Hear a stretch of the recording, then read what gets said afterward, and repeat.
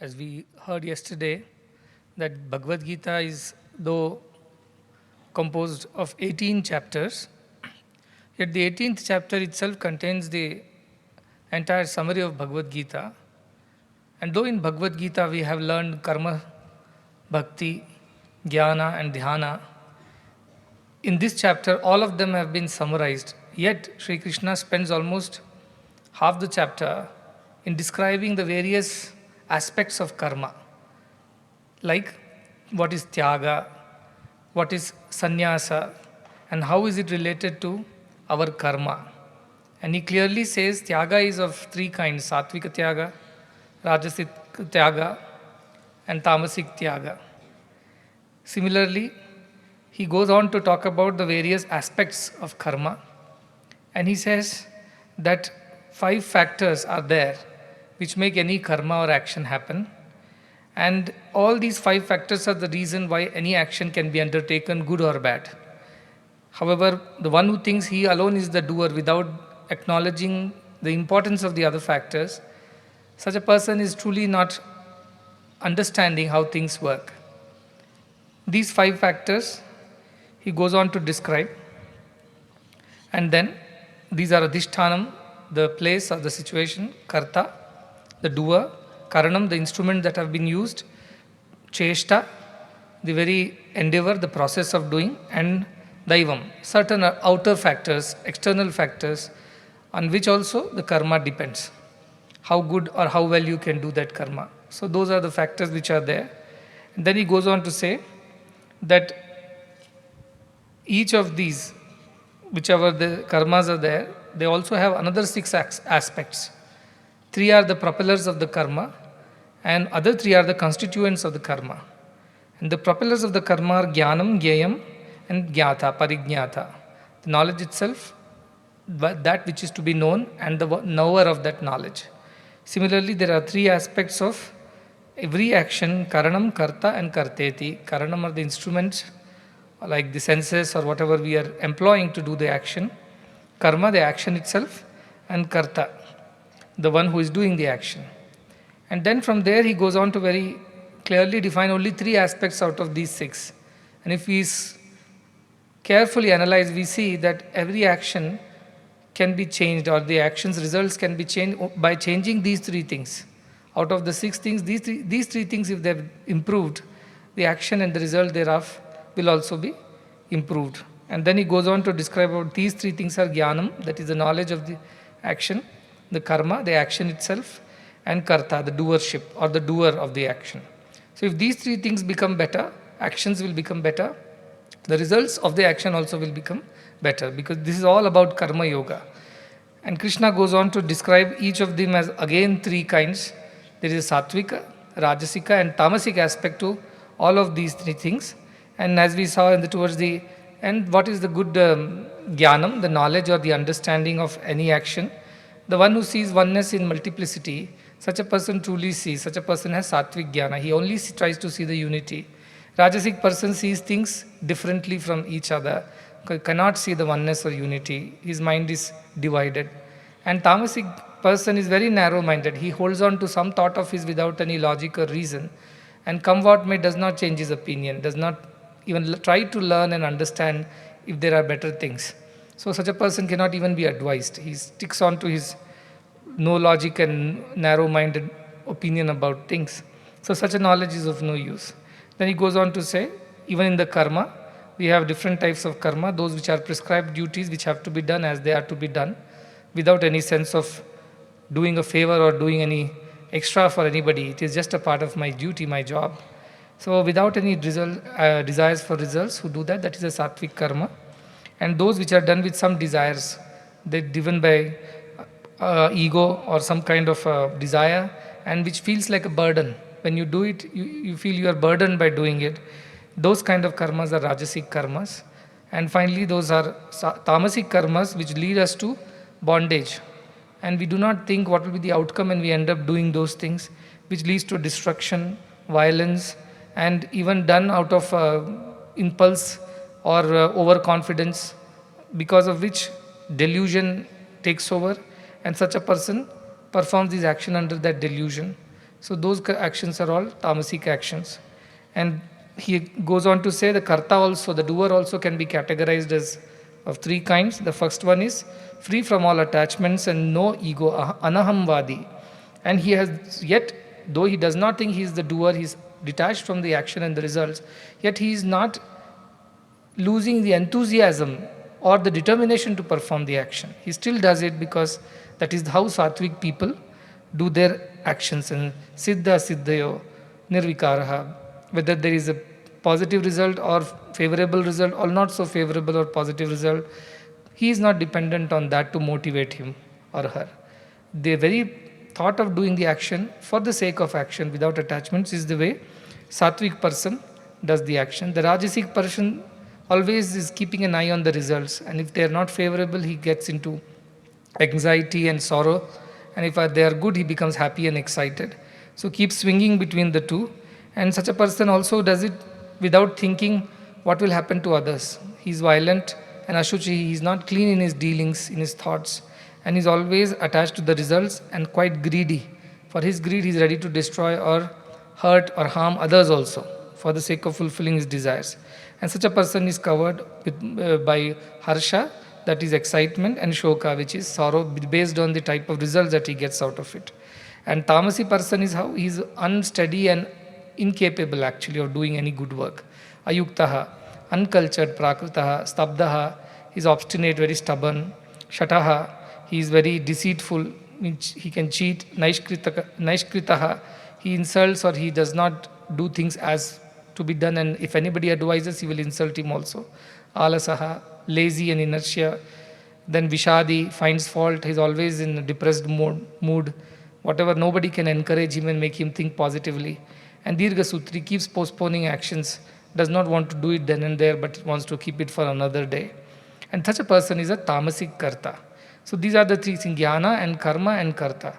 These are very important when we want to do actions properly in this world. The knowledge, why we want to do this action, what is our vision, what is our understanding of the action, why are we doing? We're doing it for the sake of doing our duty without attachment to the results or without having ego of doership. And the very karma itself should be done in such a way that we do not get attached to the results or we do not think we are going to benefit, therefore we should do. And if we are not the doers or we are not looking at the results, we should not lose enthusiasm. You don't get credit for it or you're not going to get credit for it, so you stop doing it. That's not the way. We must do it nevertheless. Whoever sees or not, God is watching us. And for that sake, we must do it. Similarly, our karta also should be the one who should not harm anybody in the process, should do it out of purity, should do it without any attachment, and should think of the consequences before doing it, not after doing it. So all these tamasic people, they go by their impulses and instincts. They don't think, they're just driven by instincts and impulses. So they do first and then think later. Whereas sattvic people think first and do later. So these people are those who think, what will be the result? Is it going to be good for everyone, good for me, good for the world? And will it be something that will please God? They will think like that and do actions. And Rajasic people, sometimes they think, sometimes they don't think. Generally, they end up thinking only while performing the action. They start off the action, then they realize, and then they're so attached to the action that even though they know it is not so good, they can't stop the action. They continue doing it because of their attachment to the action. You went wrong. Somebody tells you you're on the wrong road, but your ego does not permit you. Keep going like this, and in the process, you are troubling everybody along with you because their egos are very big. They cannot be told, change your ways. So they end up harming themselves, the institutions, everybody, the whole team, and ultimately the work also is not done properly. So these are the things which you have to be shunned. Basically, why Krishna is telling all these, we understood yesterday, to find out where the fault lies in our action. Why our action is leading us to ego, more attachment or misery. Why are we not being equanimous while performing the action? As I said always, the true test of one's way of performing the action correctly is before the action, during the action, and after the action, your state of the mind should remain the same. Getting anxious before starting the action, getting excited during the action, or getting depressed or happy based on the results of the action, that should not be the way our mind should function. Throughout the process, before the process, and after the process, Our mind should always remain steady. How steady we are able to keep our mind, that is the true test of how much of karma yoga we have learned to do. Karma can be done, that swings you this way, that way. Karma yoga does not swing you. Yoga means some kind of a steadiness. How steady? If you are anchored to something, the boat is anchored, it is steady. If boat is not anchored, it will keep moving with the waves. So this anchoring is yoga. And Krishna says, the one who has no ego of doership and joyership, such a person, even if he does anything in the world, is not bound by it. He is always free. Always free. While that's why such a person alone can perform the actions without any excitement, anxiety, attachment, desires. He is always steady. Before, during, and after the action, our mind is the same, peaceful and happy and steady. So this is how action should be performed. If you are not experiencing these things, then you have to find where the fault lies. Is it too much of doership, or your understanding of action itself is not right, or the jnanam, that is the knowledge of the action, the karma, the action itself, the process you are following, and the idea of I am the doer, because of me things are happening. Which are the things that you need to improve in order to make your actions better and remain in the same state of equanimity all through. That is how you must do it. Self-analysis must be done for your own sake, for your own benefit. Where is the question of you trying to improve somebody? You improve, the world improves. That is the idea. Then Krishna goes on to say, this is not enough. This is not enough. There are two things more which you need to know. One is buddhi and another is dhriti. Buddhi, we know, is intelligence, the discriminating thought, the ability to take decisions based on complete understanding of the situation, the reason and things like that. So that buddhi has to be there. Again, buddhi can be of three kinds, he says. And second is dhriti. Dhriti means the determination to do. People are very determined to do certain things, but what is the motivation for them to be determined? Why don't they give up? Ravana did not give up stealing Mother Sita, and even though his whole clan got destroyed, he is also having a lot of dhriti, no? But his buddhi is waste. So that is how we have to think. Both buddhi and dhriti are also required to do the action. Pay attention, because Krishna is leading us towards something. These are all, he's building a case for us, because ultimate reason why we perform action is purity of heart. That purity makes us realize divinity, steadies our mind. In that steady mind, divinity is revealed. So Krishna is only teaching us how to keep our mind steady and pure while we perform all the actions, so that we are able to realize our true self. And that is the ultimate purpose of all texts. But Bhagavad-gītā, as I said, is a manual which tells us how to navigate our journey through life, so that at the end we reach the destination correctly, with least damage to anybody around us and no harm to ourselves too. 29th shloka, Shri Krishna says, Buddher bhedam dhriteshchaiva gunata strividham shunu. Three kinds are buddhi and dhriti. Buddhi is just, we generally say intellect, but it is the ability to discriminate and decide. And dhriti, the determination to do something. Many people are very good people. Buddhi is good. They have no willpower, no effort they put to convert their good ideas into actions. Such ideas are a waste. Nobility without ability, as I say.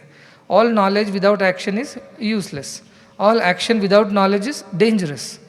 So these two are the combination. That's why it's so very clearly Krishna is saying that you must have good buddhi.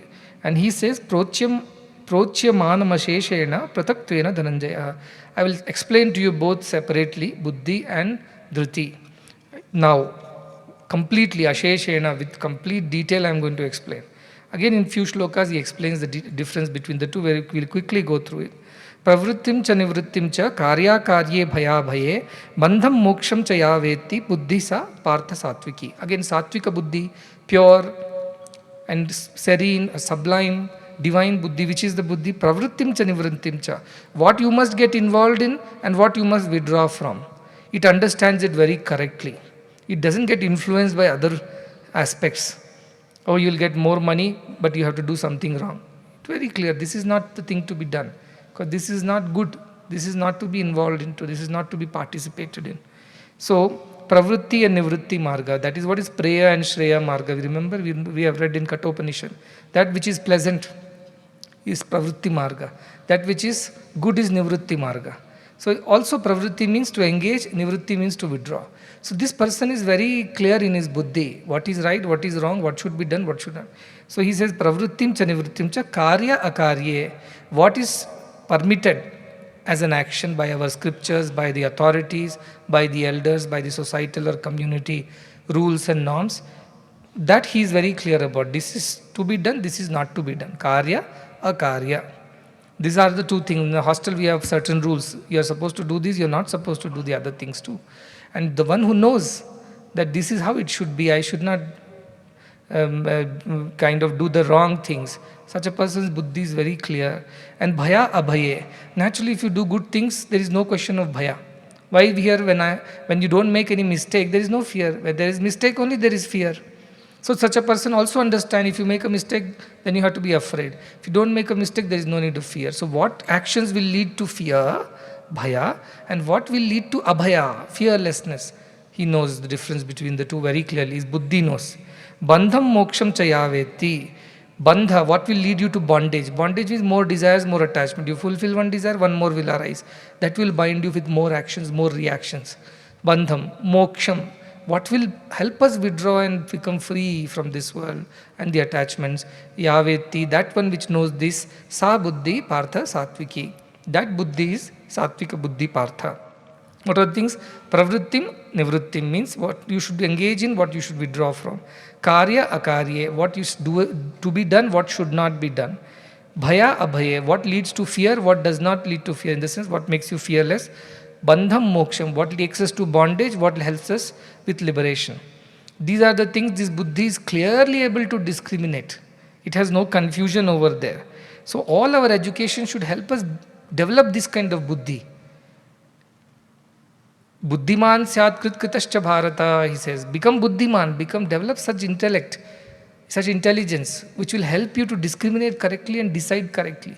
So that your actions that follow after your decision are good actions, will lead you to moksha, will lead you to liberation. And if our education system does not help us inculcate this pure buddhi, sattvika buddhi, education is a big waste. You think for yourself where all our decisions happen in buddhi only. Mind is attracted by various ideas and desires. But it consults buddhi. Buddhi, tell me whether you should do this or not. Buddhi will say, last time you did, those fingerprints of warden are still there on your cheek. Should you do it again once more? Let us not. But the idea is that buddhi remembers. And buddhi consults one more aspect, chitta. Chitta is all our stored memory. So that memory suddenly flashes in front of your eyes. You know? That whole motion and how it landed and what was the silent, that what you call that echo in your ears, all that you remember suddenly. Then immediately buddhi says, this is what happened last time. Manas say, okay, let us not try this again. So this is how these things work. Physical action, karma happens by the karta. How the mana behind decides to do or not. But to mana, the guidance is given by buddhi, and buddhi depends on chitta, the memory. To understand if I have any reference of what happens after I perform this action. Oh, it makes me miserable. Last time something like this, it was miserable. Something like that made me happy. So accordingly it will discuss. So that is why buddhi is the very key. It's like algorithm, no, yes, no, it goes right. Buddhi is that. Yes, take this path. No, take another path. And then again it asks next question. Yes, no. Again the algorithm continues. So this process is of buddhi. Somebody's algorithm is corrupt and gone astray, all decision makings will be wrong. So this kind of buddhi you have to develop after all this education. If you can't choose between pravritti, nivritti, karya, bhaya, abhaya and bandha moksham, education is a sheer waste.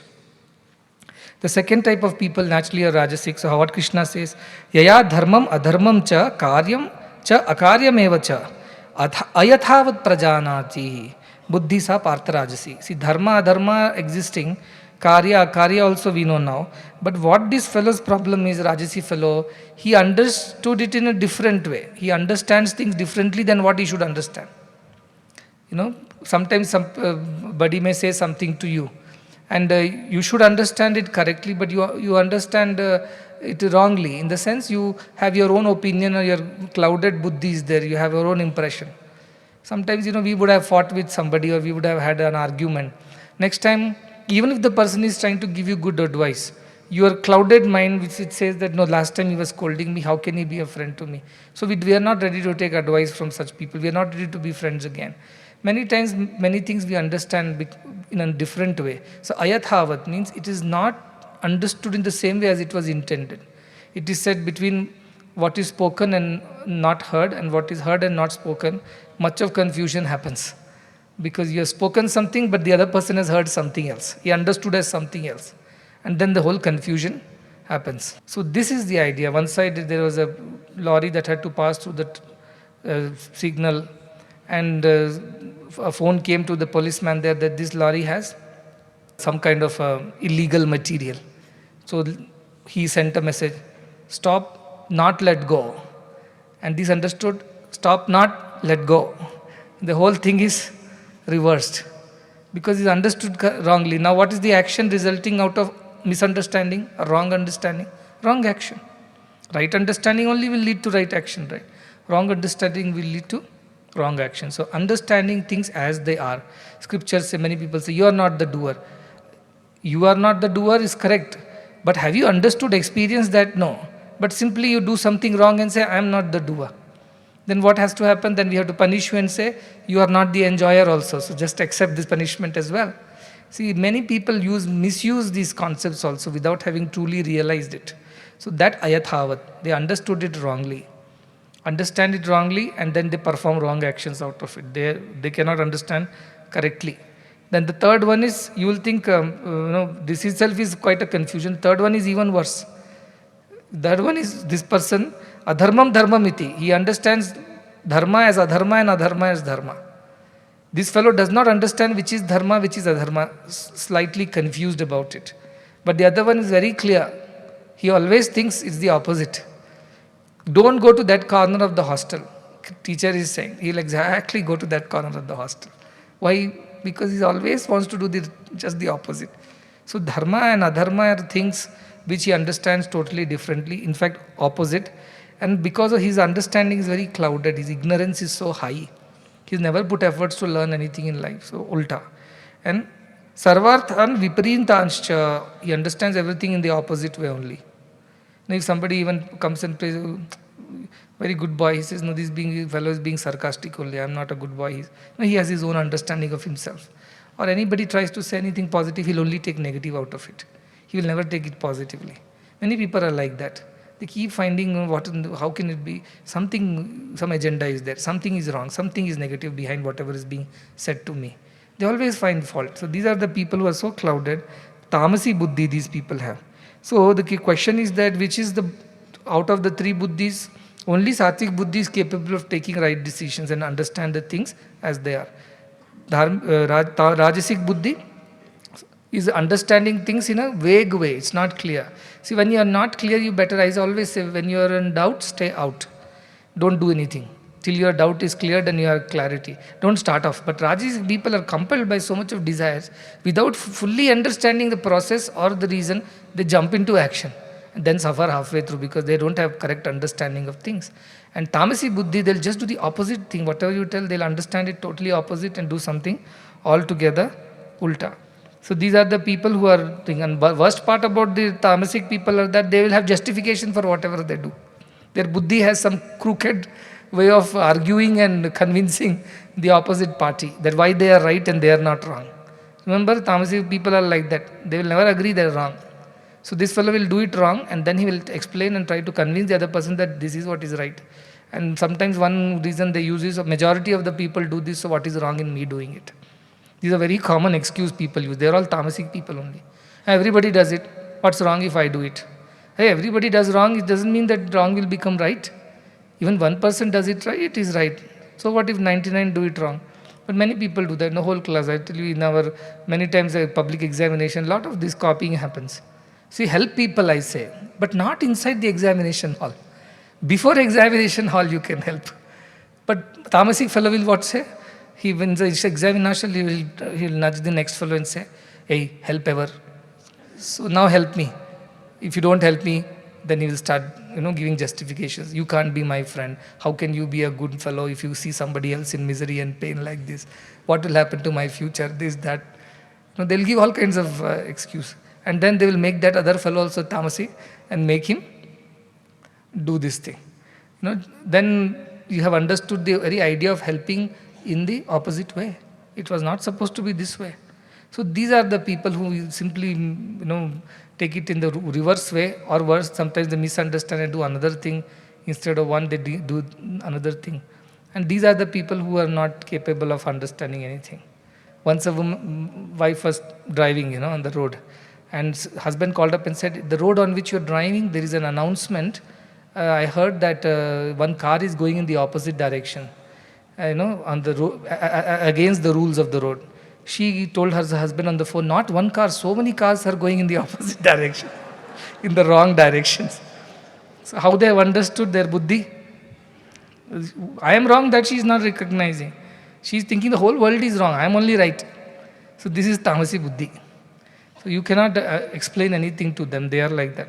So what else happens? These are the buddhis. Now there are 3 kinds of dhriti, determination, willpower. No, I want to do it. Everybody does it. Even the richest person works so hard, 12 hours, 14 hours, 16 hours a day. But what is the motivation? Where is the willpower coming from? Even a cruel person, there are serial killers, there are criminals, there are smugglers, so skilled, so particular that they should finish the task. And there are sattvic people also. They take up projects which are social welfare. They are also working very hard to make it happen. What is the motivation behind their determination? Vrityaya dharayate mana pranendriya kriyaha yoge navyabhicharinya dhriti sa partha satviki. That dhriti, that power that willpower or the determination power, which holds the mind, the pranendriya, they all prana shakti, and the indriyas which are along with it, in all of their actions it holds. It holds means does not allow them to get distracted and sway away from the correct way of things. Does not allow the mind to get distracted, senses to get indulged, or the prana means the life force energy to be used wrongly. It holds it, keeps them in good control and steadiness. Such a buddhi. And yoge now avyabhicharinya keeps these mana, indriya, buddhi, all the organs inside, outside, karma, jnanendriyas in a state of yoga. Yoga means absolute steadiness connected with the divine thought. It keeps them steady like this. That buddhi is that determination one who has. Our mind keeps running every time outside. Paranchikhani vetrina swayabhu. Tasmat paran pashyati na antaratman. They say all the senses are made like that. By whom? By Lord Himself. The Prakriti is like that. They run outside. Then kachit dhira pratyagatmanam ekshat. Avritta chakshu amritatvam icchan. One somebody with discrimination and this kind of dhriti, determination, draws all those senses inwards, turns his gaze within, and holds them steady.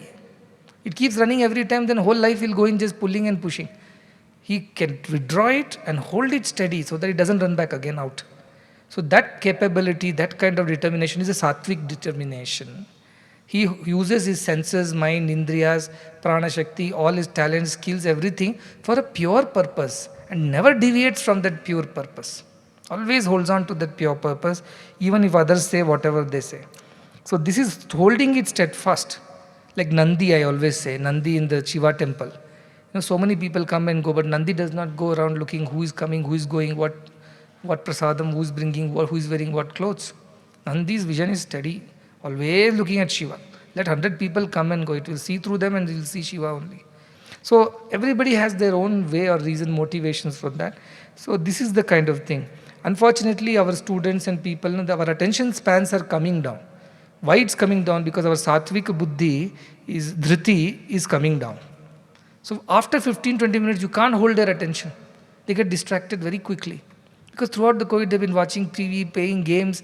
They have become habituated to quick movement from one thing to another. Their mind thrives on only changing its focus from one thing to another. Such people cannot stay steady. Even if you make them sit in a place, they'll be restless because they have been used to that kind of buddhi. Now they have cultivated wrong buddhi, that too at an early age, wrong dhriti at early age. What can you do about him? So they do not have the focus of mind. The focused mind, focused thoughts, focused indriyas, with proper attention to the right things is the sattvika dhriti. This you can understand how important it is to do good things. Then, yayatu dharma karmarthan Dhritya dharayate Arjuna prasangena phalakankshi dhriti sa partha rajasi. Rajasi dhriti is what? Determination. Dharma artha, we have dharma, artha, kama. We know all these three things are four things. Fourth is moksha. But four reasons are there for which we must perform actions in this world. These are four duties, cardinal duties for everyone. Dharma, artha, kama and moksha. Purusharthas they are called. Dharma means doing what your duties. You're a teacher, you're a lawyer, you're a whatever. In a very simple parallel, dharma means that. Then artha means to that you do that to earn some things like name, fame, money, salary, to sustain yourself. And kama means once you get that money, name, position, whatever, you can fulfill some desires. So Rajasi Buddhi, people are very focused also. They are not those who do not have focus, but their focus is driven by what can I get out of it. So if I do this, I'll get money. After money, I'll fulfill a desire. With that desire, I will get one more. So they are motivated to work hard in a determined way. They don't give up easily because they have desires which they want to fulfill. The first ones are not those. Their attention is pure. They keep their indriya, mana, everything in a yoga sthiti, always meditating on the self. And then they perform whatever actions are to be performed. These people have no such ideas. They are here only to fulfill their desires. But they also work very hard. See those businessmen, many people for their name, fame sake, how much hard they work. Prasangena, they are very attached to whatever the action and the result is. That's why they do it. Phalakankshi, they are desirous of the results. If the results come, they will work hard. Suppose you tell them, if you work another 2 hours, we will double your income for the day. Overtime we will pay. Look at that. How hard they work. In fact, after they do a trick, they don't work at all throughout the day so that the company will give them overtime during which they can earn twice the amount. This kind of buddhi they have. But they work hard. I'm not saying they're lazy. They work hard. They're very determined, focused, but for a wrong reason. But anyway, in the world like this, we need people with attention and with determination. Otherwise, nothing will get done. All work will come to a halt. No, but nothing will be achieved in the world if they don't have dhruti. So these people are those who cannot meditate, but they work very hard. Many of them are there in our ashram also. Call them for a satsang and some meditation session, they disappear. But give them some service activity, 24/7, throughout the week they can work without rest and sleep. They're so action oriented and they're doing good action only. But call them to study themselves, sit down, meditate, all that is not possible for them. So this is the problem. So if you don't have this kind of attention on the self or meditative thoughts, you know where your buddhi is. It's Rajasi buddhi only. These are the people who are very headstrong and very difficult to get them to change their ways also. Because they're determined to do that, tell them it's not good, they're not going to listen to you. They'll continue doing what they're doing. Yaya swapnam bhayam shokam vishadam madamevacha navimunchati durmedha dhruti sa partha tamasi. Actually tamasi has to come. What is tamasi? These people yaya swapnam. This dhruti is in some imaginative world, as if in a dream world. They imagine things and they hold on to their imaginations. No, if I go out, this will happen to me. No, if we do this, something will happen. They have their own imaginations. And they live in their own imaginary world. They can even imagine they are the best people, they are the powerful people, they are the nicest people. They have their own imagination. And they hold on to that steadfast, they hold on to their own false imagination without base or without any proper logic. But they hold on. Swapnam, bhayam. They also have different kinds of fears. They hold on to those fears also. Something went wrong last time. They are so afraid next time they are not going to take it up at all. No, it will go this time also, it will go wrong. In fact, if any other person is trying to do you also don't do it. It will go wrong. They are so scared. Always live in fear. Bhayam, bratuku bhayam, those people. Shokam, always sad, morose.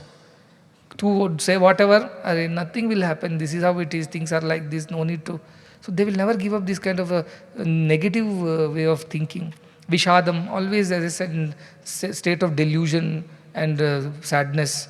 And for others also, they will spread that negativity to everybody around them also. Stay away from such people. Madam also, the other aspect is they were very arrogant also. They hold on to their ideas, their ways, and they will not change that. So they also have determination. But determination of a very wrong type. But these are dangerous people. Because if they're determined to do something, they'll end up doing a lot of damage to the world because they're driven by tamasic ideas. So this is very, very dangerous, like Rakshasas and Daityas and all those people. So because of this, na vimunchati durmedha, they are not able to get rid of this despite whatever you tell them. Why? Because durmedha, their medha shakti, their understanding power is very poor, in fact negative. So whatever you say, they will see it through the lens of negativity only. Whatever glasses you wear, that's how the world looks like to you. Wear green glasses, everything is green. So they wear these kind of tamasi glasses, look at everyone, they don't trust anybody, they can't have faith in anything, everything they suspect. And they hold on to their convictions like this without changing them. So these are the people who are tamasi people, and very difficult to again change them too. Now, if you do these three things, now you will think, okay, so the course is complete, buddhi over, dhriti over, and you can discriminate and decide where your buddhi, dhriti is lying. But Krishna says, see, all actions, why do we do in this world? Sukha prapti, dukkha nivrutti. We want to attain joy and we want to avoid sorrow. That is all the whole life is about. Running toward joyful things and avoiding sorrowful things. So he says, when you do all these actions with the right dhruti, right buddhi, or whichever, wrong buddhi, wrong dhriti, what is the result? Result is an experience out of it. That experience is what we call as sukha. Sukha is what we want to experience. The happiness or pleasure is what we want to experience out of everything. So these people all want to experience sukha, pleasure only. Nobody wants to do things which is going to be painful for them. So he says, based on all these things, three types of sukha also you experience. Satvik sukha, rajasic sukha, and tamasic sukha. But natural, right? There is no rocket science behind it. It is the way it is. So he says, Sukham tvidanim trividim shrunume bharatarshabha abhyasad dramate yatra sukhantam chanigacchati. There are three kinds of sukhas. Listen to me, O best of the Bharata, the sons of Bharata. And what are these? The first one is abhyasat ramate. When you practice that, you have become joyful, ramate. We are happy, we revel in it, that joy. Yatra dukhantam nagacchati. So he says it becomes dukhantam. Dukhantam means end of all sorrows, once for all. Generally we are joyful today, again it changes into pain tomorrow. Pain is whatever, pleasure is an interval between two pains in the worldly parents. Even Krishna has said, Anityam asukham lokam imam prapya bachasvamam. This world is temporary and so full of sorrow. So therefore remember me, worship me, follow me. Krishna had given an advice earlier. Here he says that those who practice this kind of sukha, they are always reveling, they're in joyful state. And such a joy which never changes into sorrow. Dukkhantam is the end of all sorrows. Cha nigacchati. These people gain it, they attain it. This kind of endless joy that is theirs. Whose is that? Continues that yattad dagre vishamiva pariname amrutopamam. Their joys are how? In the beginning it feels like a pain, but eventually it is very joyful. Agre vishamiva. In the beginning it feels like poison, but pariname, at the end, the result is amruta. Amrutam means nectar, pure, sublime, serene, divine feelings. Example you know very well. Study every day, use your study hours well, so that you can write your exams well and you don't have to worry at the end. But those who do not, studying every day feels like a pain. But at the end, the joy is, you don't feel burdened before exam and you are able to do well, the joy is yours. Somebody else who does not want to study now, keeps playing and simply lazing, he seems to be happy today.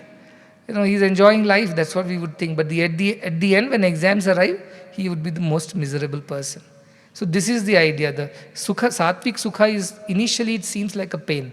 Like you have to study, you have to work hard, you have to do many things in order to gain something in life. But once you do that hard work, eventually you enjoy your life better. So this is the idea, that this kind of joy should be the joy of those people who are satvik. Initially, even if it's difficult and painful, they know that eventually this is what is going to give joy. Tat sukham satvikam proktam atma buddhi prasadajam, which gives joy to yourself. Your understanding and joy, self-joy, within yourself the fountain of joy starts flowing. That joy is sattvika joy. And what is the quality of this joy? This joy never turns into sorrow again. It always is a joy. Even if you have done something good and you have experienced the joy, next time even if you remember that, you will still feel the joy within. You feel the taste of the joy within. Like we feel the taste of the sorrow within, of some miserable thing that we have done. And even today, we remember, you feel very sorrowful or you shudder. But good things remain good. They remain in your mind. You feel happy. It need not be like this joy, as I said, is of a different quality. And what is the quality? Initially, it seems like a difficult thing. Eventually, it is happy. Many youngsters, they take to very wrong paths in the beginning, because this is the age where you are reckless. Eventually, you end up with a lot of misery and sorrow. And some tamasic buddhi people are saying very good, at least they know about all these things in the very early age. They are looking positive in that. So I do not know how that is tamasi buddhi actually. Ayathavat or viparitanscha. Opposite it understands, whatever it is. But the idea is that they feel these joys are very nice now, but eventually it all leads to sorrow, lot of issues. Second thing is naturally Rajasi Buddhi. What is that? Vishayendriya Sanyogat Yat Tadagre Amrutotpamam. Because of the engagement with the senses and the deriving of sense pleasures, in the beginning, it feels like Amrita. Wow. So nice, so happy I feel about it. Because all senses have been pleased. Eventually what happens? Pariname Vishamiva. Tat Sukham Rajasam Smritam. Eventually, at the end, it leads to misery. Again, we know a lot of these things. When we get distracted and we get indulged and then we do things and afterwards we suffer. So this is the idea. And you think that no, a lot of people do wrong things, they never seem to suffer at all. Many people ask this question to me. So many people are doing wrong things. They are having a good life. They are rich now, though they are corrupt. They are illegal. They are having big bungalows and comfortable life. Look at us. We are doing all good, but nothing seems to be, that Amruta part is not happening at all. Only Visha is happening for us. I tell them, this is not the only life that you are leading. This is not the end of everything, right? It will pass on to the next birth and the next birth, and you do not know what misery you are going to face again. When some of those, tamasi buddhi, who knows whether next birth is there? This birth we are miserable. First we should settle our scores here only. Then such people, mudhas, they are called by Yama. So we cannot help them. Idea is that it doesn't matter what you are experiencing. Idea is that are you doing good for the goodness sake? Yes, then everything is good for you. Many people ask me this question, those rich people. I told you are only seeing their happiness from the outside. Do you know what is going on inside them? Do you know whether they are really happy? Are they getting even a peaceful, restful sleep every day? Are they at peace with themselves, in their family? Is there peace? Are they happy within themselves? Are they enjoying their meals? Are they even enjoying their life? Truly within? No, many of them not. Outside they are very rich, very opulent, and they have made money by all wrong means. They seem to be very comfortable, but deep within they are all miserable. So many rich people, we have seen so many divorces, so many families have broken, and so many other issues have come out from the richest people in the world. Why? If richness was supposed to give happiness, they should have been the happiest people on earth. Why are they not happy? Why their families are broken? Why they're all confused and distracted now? It's because this is not the true joy. Initially it looked like joy. Now it has turned into poison. It's a sweet poison. Tastes sweet, but at the end it kills you. Then, yadagre chanu bandhecha sukham mohanamatmanaha nidralasya pramadottam tattarvasam udahritam. That which in the beginning itself, from the beginning itself, at least in Rajasi beginning it feels good. Here in the beginning itself it binds you. There is no question of afterwards. From the very beginning it binds you and it gives you think you are enjoying, but this is a delusion. Mohanatmana, because of the delusion, you think you are enjoying this, what you are doing. Example here, nidra, sleep. You think you are sleeping and you are enjoying your life. But truth is that your productive time is getting wasted. And what you are supposed to do, your duties you are not discharging. You are not doing the right things. And how are you going to gain any respect or love or affection or happiness or peace in life? So nidra, alasya, laziness. Keep postponing, don't do things, don't work hard. From the beginning it binds you. And pramadottham. Pramada means some kind of illusion or delusion. You're always deluded. And tamasuttam, udahritam. This is what is tamasa. People are addicted to substance abuses they do. Meditation may be painful in the beginning, but it gives you permanent joy. These medications are very joyful in the beginning, but they give you permanent damage. In fact, addictions and abuses lead to the damage from the moment you start it. Not even like it gives you any joy truly. Forgetting your sorrows by dulling your mind is not the way to experience joy. That is not joy at all actually. Then other tamasic kinds of joys are there. All kinds of sense pleasures are there. Illegal, all these things they do just for the sake of joy. But it dulls your mind and it makes you a worser person than what you are. It is said, Alasyami Manushyanam Sharirasto Maharipuhu. It is the greatest enemy. Your laziness is the greatest enemy. And also it says, Nasti Udyam Samo Bandhuhu Kritvayam Na Avasidati. Udyama means hard work. There is no friend like hard work, doing which you never come to sorrow. You never come to misery. Hard work always gives you joy. Work hard and see. While working hard, it may be difficult. At the end, it gives you joy. It is that way. The hard work is very joyful thing. You must experience the joy of hard work. That is, then you can replace lower joys with higher joys. So you see, difficult because we have some tamasi, some rajasi, some sattvic feelings. But try to reduce the tamasic way of enjoying life by replacing with at least rajasic thoughts. From rajasic, replace it with sattvic thoughts. So improve the quality of your joy in your life. Don't indulge too much in tamasic joys. Try to replace them with a little rajasic joy. It means laziness, some kind of a sleeping all the time gives you some kind of a pleasure. That's not good for you, but work hard sometimes. That hard work also gives you joy. When you accomplish something, achieve something, there is a great sense of joy. That joy at least you experience. Even if it's for a selfish reason, that joy is better than being lazy. And greater than that joy is you do things for selfless sake. That joy is supreme. It gives you peace and joy which is different. Its quality is different. You have to taste it to know it. Like the joy that you get out of serving in these institutions, that is sattvic joy. It gives you tremendous amount of satisfaction. It remains with you. Even if though we work so hard, we don't feel it is a visham or a pain. From the beginning, it feels good only to us. Somebody who sees from outside, they'll think, why are you working so hard? What are you going to gain out of it? Because their buddhi is like that, Rajasi. So these are the things which are very important for us to discriminate the kind of joy that we are experiencing and how we must continuously try to replace it with higher joys in life. Suddenly you can't jump into the ananda aspect, Sometimes it may happen, but most of the time our body, mind, deha brita, last time we told, deha bhimana is there. It will drag us down. That's why in the beginning Ashtavakra starts with these shlokas. Janaka asks, Katham vyanam vapnoti, then Katham muktir bhavishyasi, vairagyam cha katham praptam, etad bruhi mama prabho. Tell me about how to attain vairagya and all these things. And straight away our Ashtavakra starts. Says mukti ichhasi chetad vishayan vishavatyaja. All these sense pleasures give up like poison. Because they are poison. They may be sweet in the beginning, but they are poison at the end. Shama arjava daya tosha satyam piyushavad bhaja. Shama, forgiveness or forbearance, daya, compassion, arjava, straightforwardness, honesty, integrity, tosha, contentment, satyam, truth.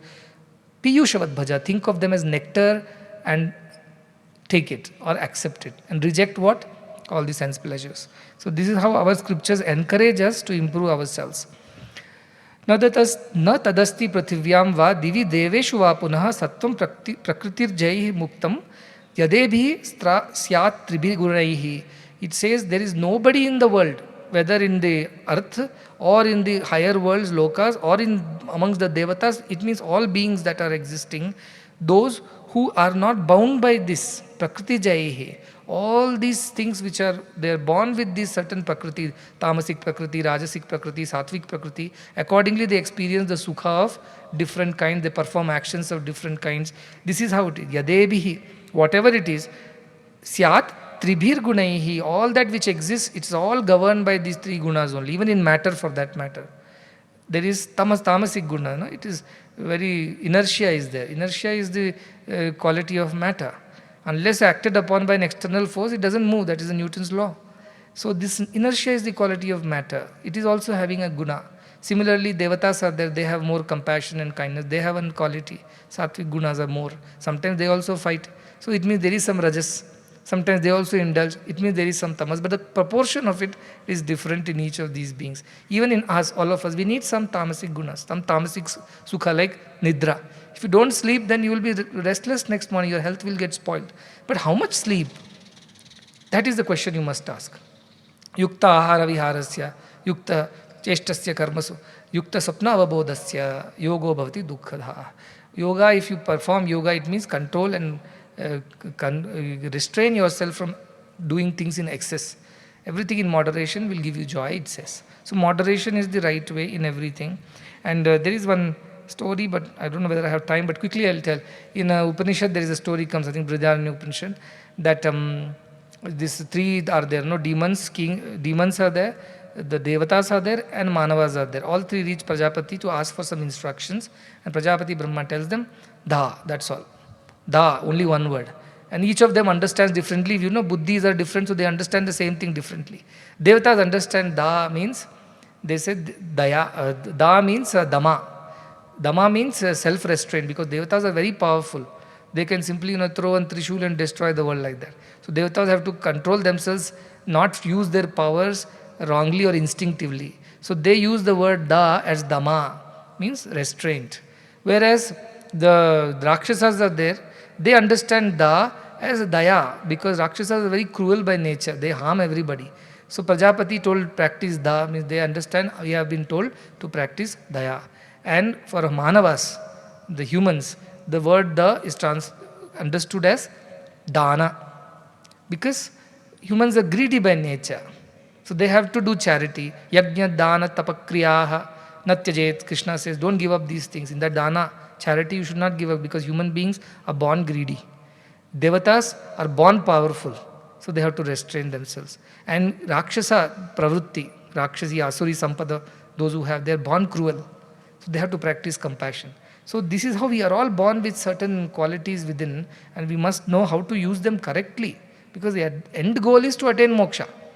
Whichever way we are born, what is the point in crying now? Why I was born like this, that is the reason why I am not able to attain moksha. No. Bhagavad-gītā says, now you know where the fault lies, now start improving yourself. Someday you will reach your destination. So that is the idea. Then very important topic comes from here. Many people are there in our society of different types. Brahmana, Kshatriya, Visham, Shudranam cha parantapa, Karmani pravibhaktani, Swabhava prabhavair gunaihi. He says we have 4 kinds of people, Brahmana, Kshatriya, Vaishya and Shudra. Earlier also Krishna says, Chaturvarnyam maya srishtam. I have created them. Guna karma vibhagashaha, based on their gunas. Now you cannot have a confusion that why this classification has happened in our country.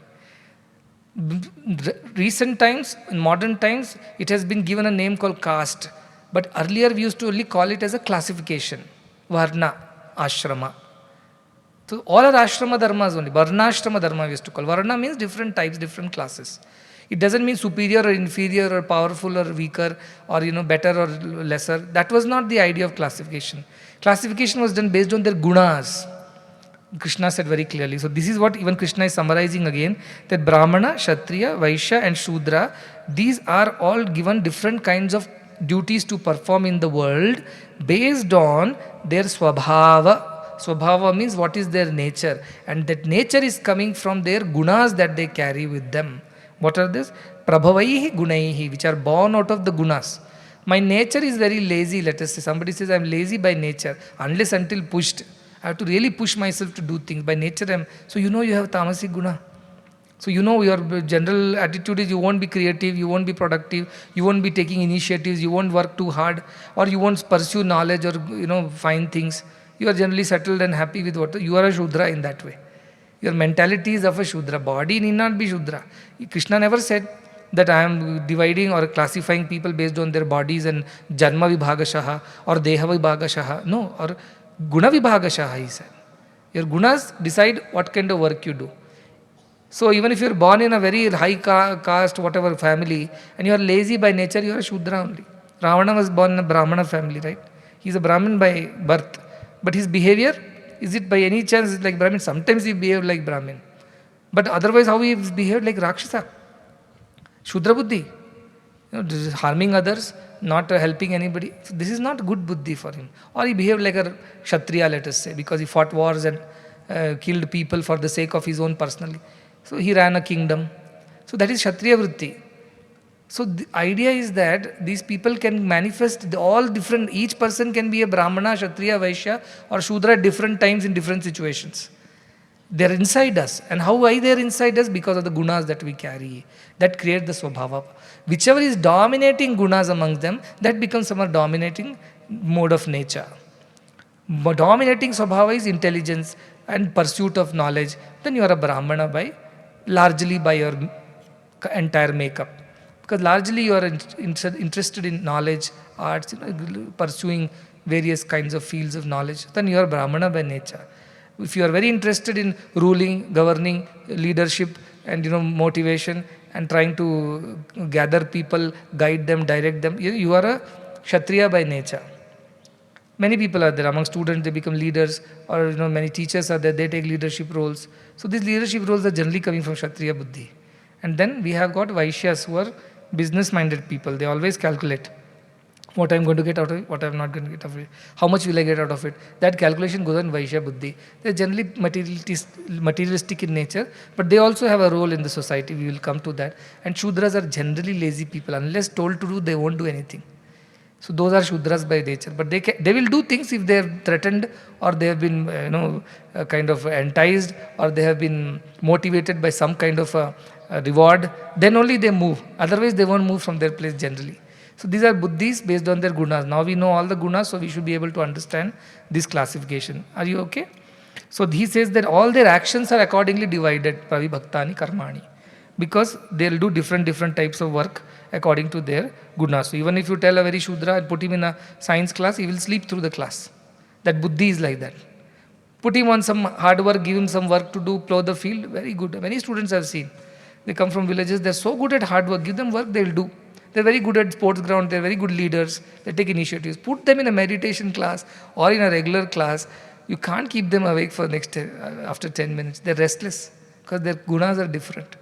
Whereas some people so pursuit of knowledge, they're so intelligent, all the time studying, wanting to learn new things, gain knowledge, and they don't sleep enough, too much, they don't eat too much. They are Brahmin by their gunas, svabhava.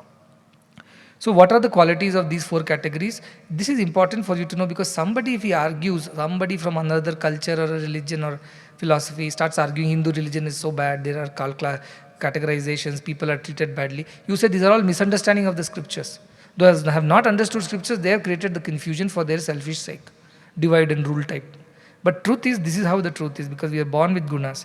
Shamo damas tapas chaucham shanti rarjavam evacha jnanam vijnanam astikyam brahmakarma svabhavajam. Who are the brahmanas or their swabhava? What is their swabhava? Shama, they have control over their mind. Dama, control over their senses. Tapaha, they are engaged in austerities. Shaucham, they are generally clean inside, outside. Shanti, they are peaceful. Arjava, straightforward, honest. Jnanam, their pursuit of knowledge, they pursue knowledge. Vijnanam, they practice the knowledge and understand the knowledge. Astikyam, they believe in the existence of God and Punarjanma, Karma, all these philosophies. And Brahma Karma Svabhava. These are the actions the Brahmins perform, and this is their Swabhava. By nature, they are like that. I am not going to detail it out. You check for yourself, because we have to cover a lot of ground. But these are the people important, Jnana and Vijnana. Why Jnana and Vijnana? Jnana is knowledge, Vijnana is practice of that knowledge, wisdom. End of knowledge is wisdom. You must practice that. So these are not the people who listen in the class and then they don't go do their homework. These are people who go do homework and practical work to get the hold of the knowledge. So these are Brahmanas in nature. So you can decide and see between yourself. Though many people are born Brahmins, but they are not behaving like Brahmins, right? So they cannot be called Brahmin as per the Bhagavad-Gītā. Like Ravana, by nature is not Brahmin, born Brahmin, like that. Whereas Vyasa, who has written this, he is born to a fisherwoman, but he is a Brahmin by nature. Valmiki, born as a Shudra, hunter, but he is a Brahmin by nature because he improved himself. See, he is a great hope for all of us, Valmiki. You can be very cruel, born violent, but improved with satsanga and became one of the greatest rishis. Vishwamitra was born Kshatriya, but he eventually turned into a Brahmana. So we have plenty of examples where people have improved themselves and got classified differently from the classification at their birth. However, certain rituals, traditions have been so strong in our culture, for whatever sake, it has become a habit, a dead habit.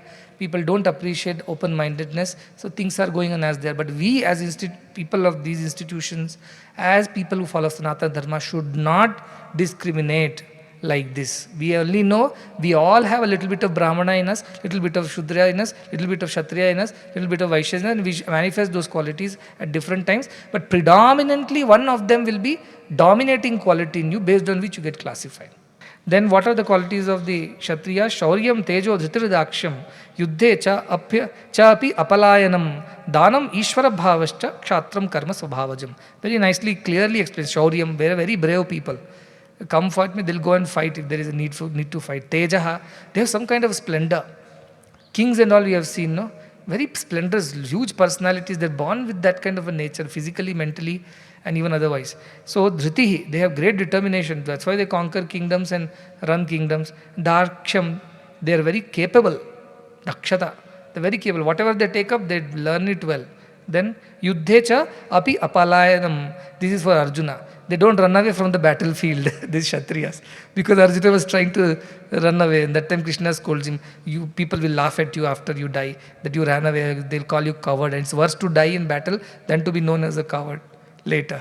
So this is how he uses this word to teach him. They don't run away from challenges. Yuddha means not the battlefield. Challenges in life. They don't run away from challenges. They are facing the challenges. Face the devil. Fight till the end.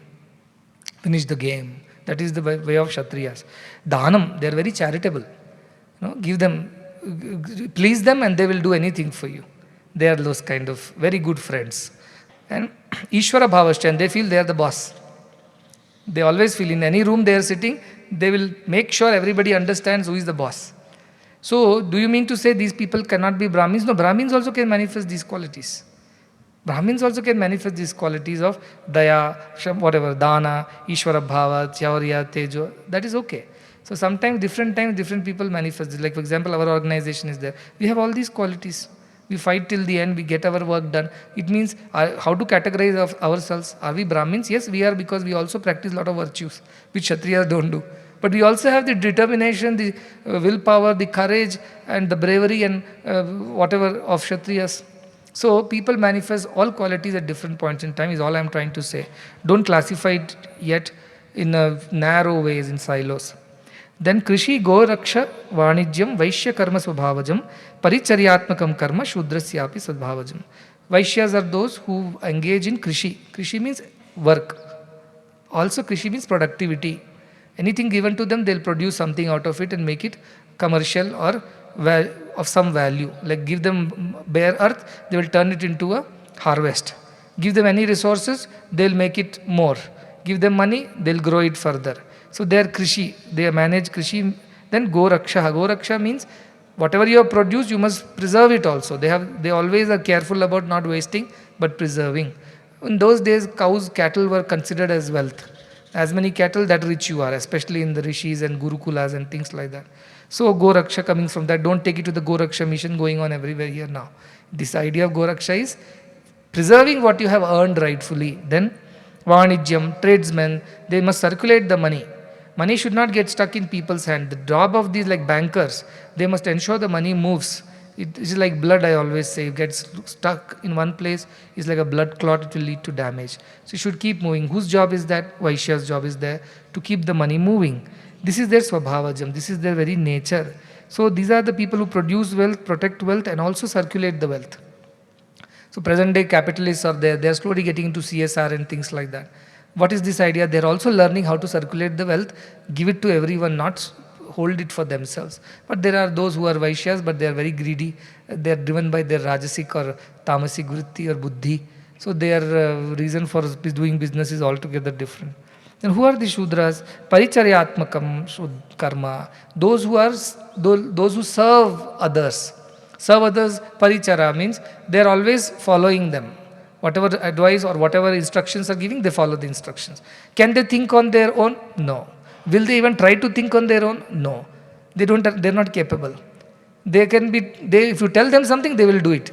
And they'll do it quite well. But on their own, they don't take initiatives. They don't put efforts. Somebody has to push them to doing things. This is the general nature of Shudras.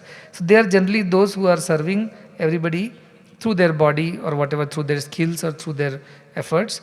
And this is their nature. That on their own, they cannot think correctly. So somebody has to think for them and tell them what to do.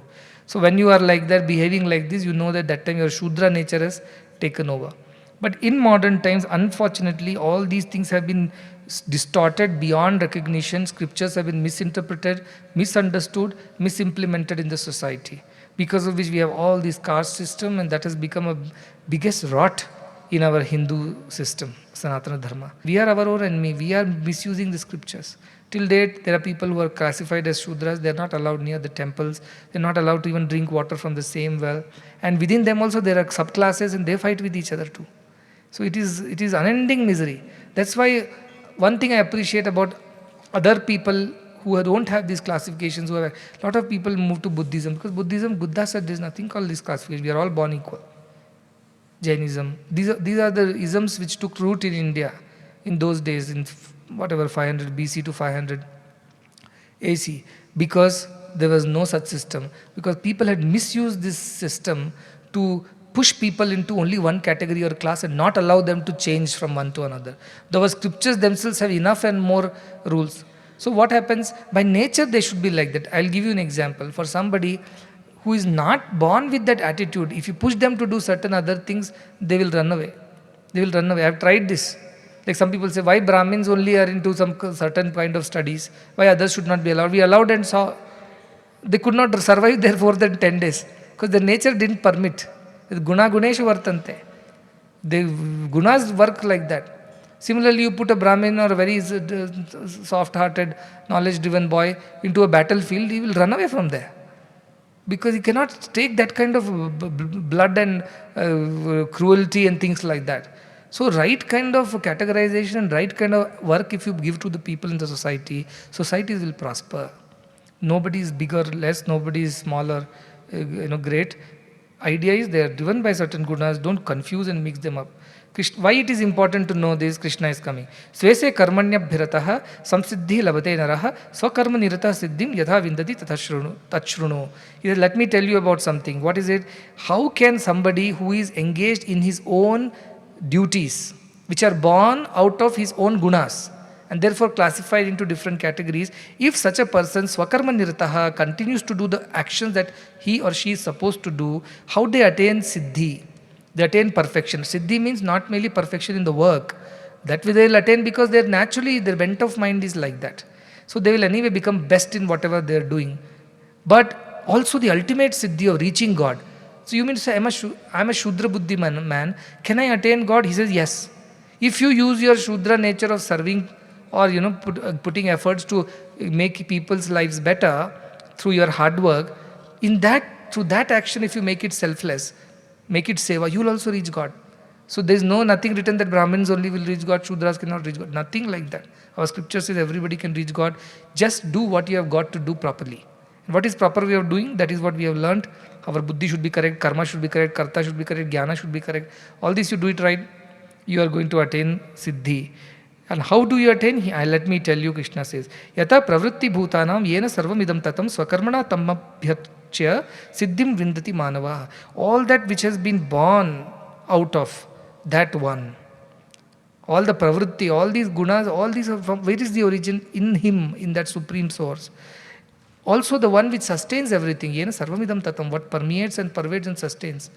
To him, to that divine being, swakarmana tama abhyachya.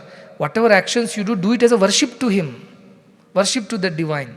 And siddhim vindati manavaha. A human can attain perfection, attain God. How? By just doing what you've got. If you have to sweep a floor, sweep that floor in such a way that it is an offering to Lord. If my Lord walks on this floor, not a particle of dust or a stain should stick to his feet. That thought itself will take you to God. We have enough examples, We have Sakubai making cow dung cakes. Not educated and learned. But in every cake, if you break and hear, you will say Ranga, Ranga, Panduranga. Hanuman, every hair, whatever work he was given, he did.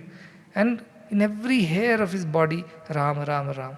So also we have a story from Vanaparva in Mahabharata, where one fellow goes and, Markandeya tells this to Dharmaraja, that one fellow meditates, gets up some power that he could destroy anybody with his anger. One crow, drops on his head, excretes, and he gets angry, looks at the crow with anger, the crow gets burnt. Next he goes to beg somewhere, and one lady is their household holder.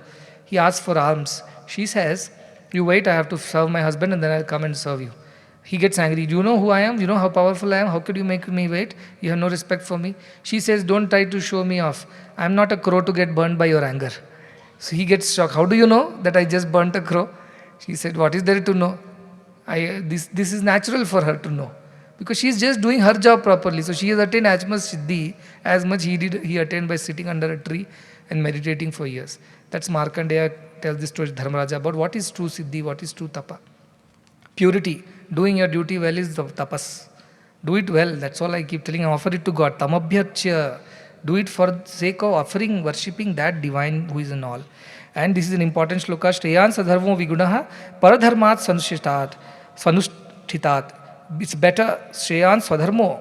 Even if vigunaha, even if you are not able to do your job properly, in the sense there is some fault, yet don't give up what you are born to do, what you are supposed to do. Even if you have not learned how to do it perfectly, yet you know deep within that this is what I am born to do, you will attain perfection slowly. Don't give it up.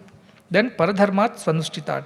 It's no point in going and establishing yourself in another man's duty, which you are not meant to do. Lot of mediocrity in the society is only because of this. I keep telling, Satya Sai University for Human Excellence should ensure every child's aptitude is matched with their learnings, skills, and what they can become in life. You can't create a bad engineer and lose a good farmer.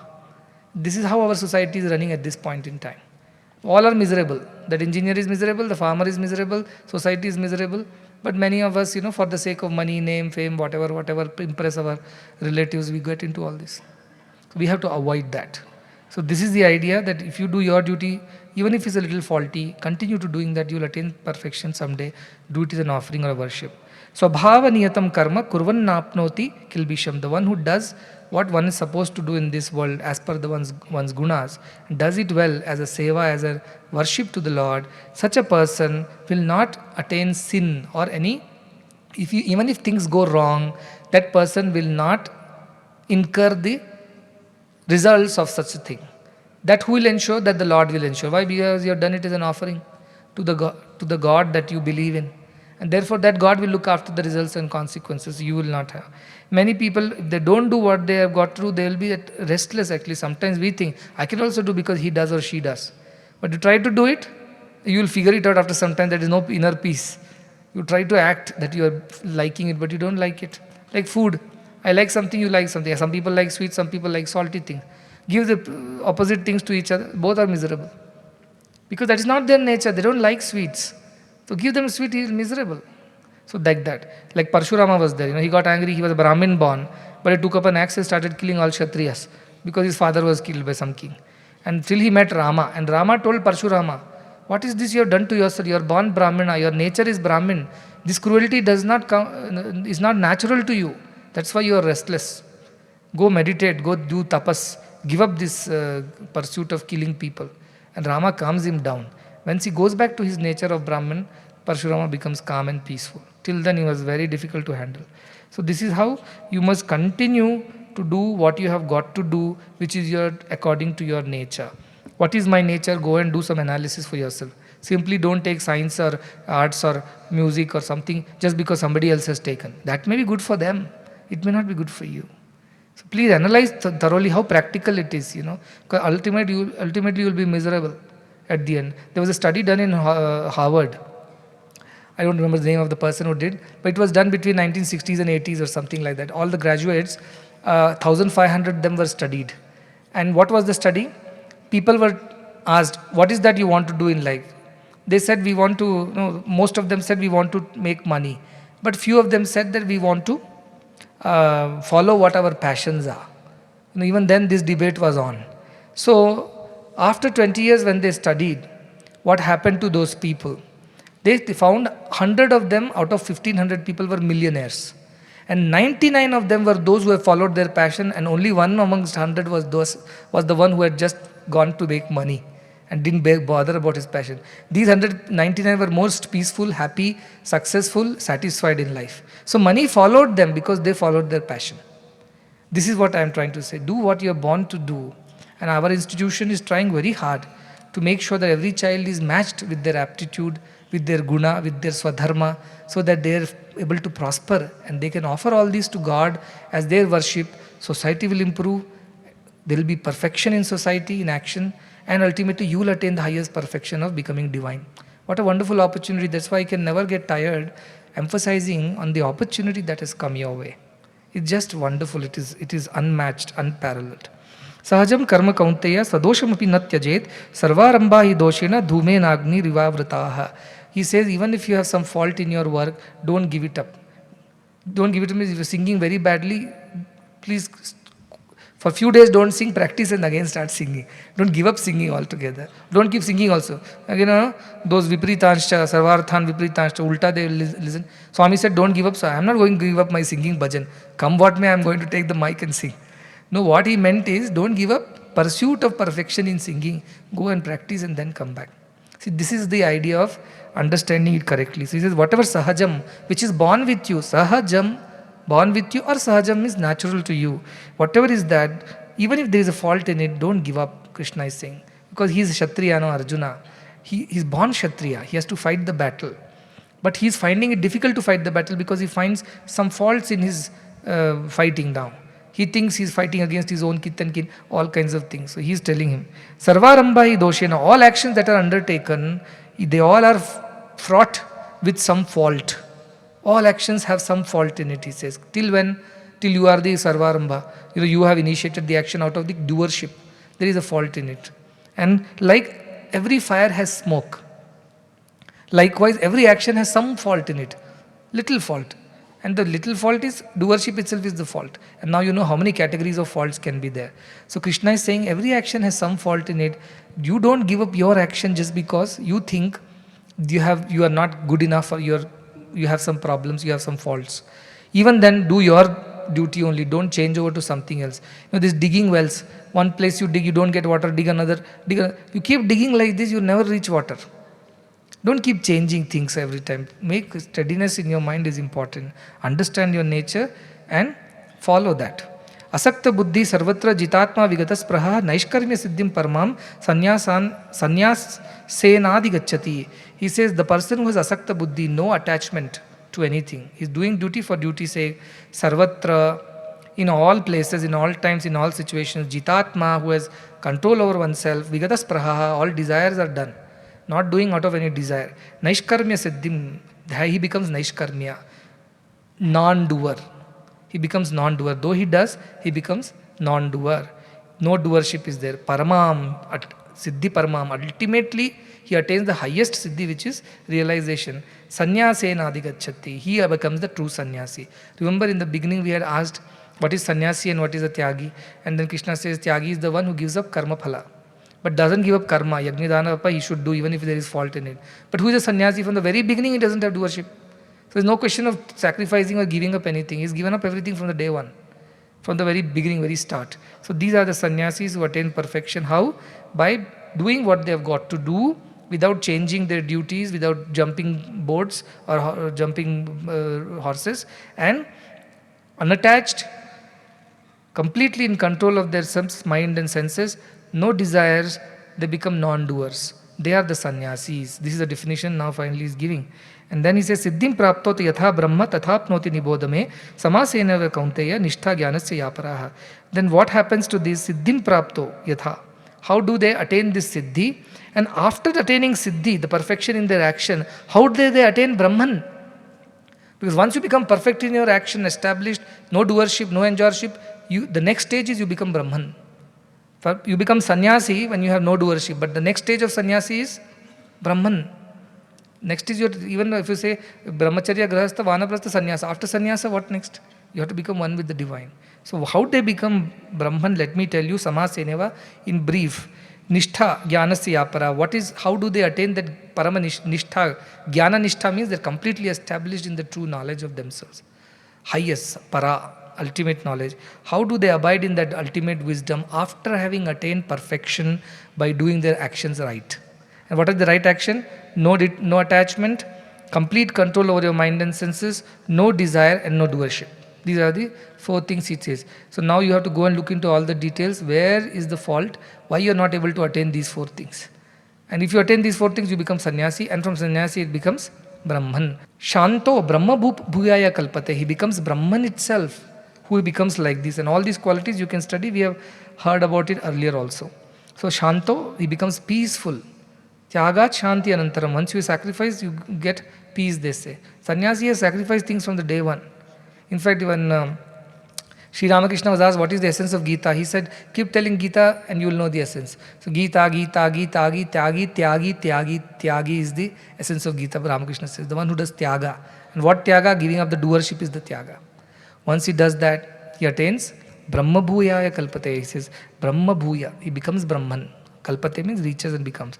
And this is a very beautiful shloka. Brahma Bhuta Prasannatma na shochati na kankshati. The one who attains that Brahman never comes to sorrow, na shochati, na kankshati, never desires for anything. Everything is you. What is to desire? Everything is you. Sarvam Brahmamayam. He has understood that. Kim karaniyam, kim akaraniyam, kim vadaniyam, kim avadaniyam, kim vachaniyam. What is there to be done, what is not to be done? So he has realized that no desires are left, no sorrow, because everywhere he sees only himself. Samah sarveshu bhuteshu mad bhaktim labate param. He becomes equal towards all beings.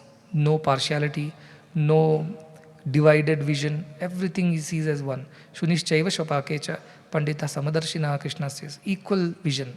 In Shuni, in the dog, shapake, dog eaters. In all people he sees the Brahmani, Gavi, Hastini, everything. So he attains the highest. Very important. Brahma Bhuta Prasannatma na shochati na kankshati. Very important. That's the only way you can get rid of all sorrow. Remember Satvika Sukha, no sorrow after that. Bhaktya mam abhijanati yavanashchasmi tatvataha tato mam tatvato gyatva vishate tadanantaram. Once he, out of this great devotion, what kind of bhakti? Para bhakti. Ultimate devotion for me. For him, I am everything, means divine is everything.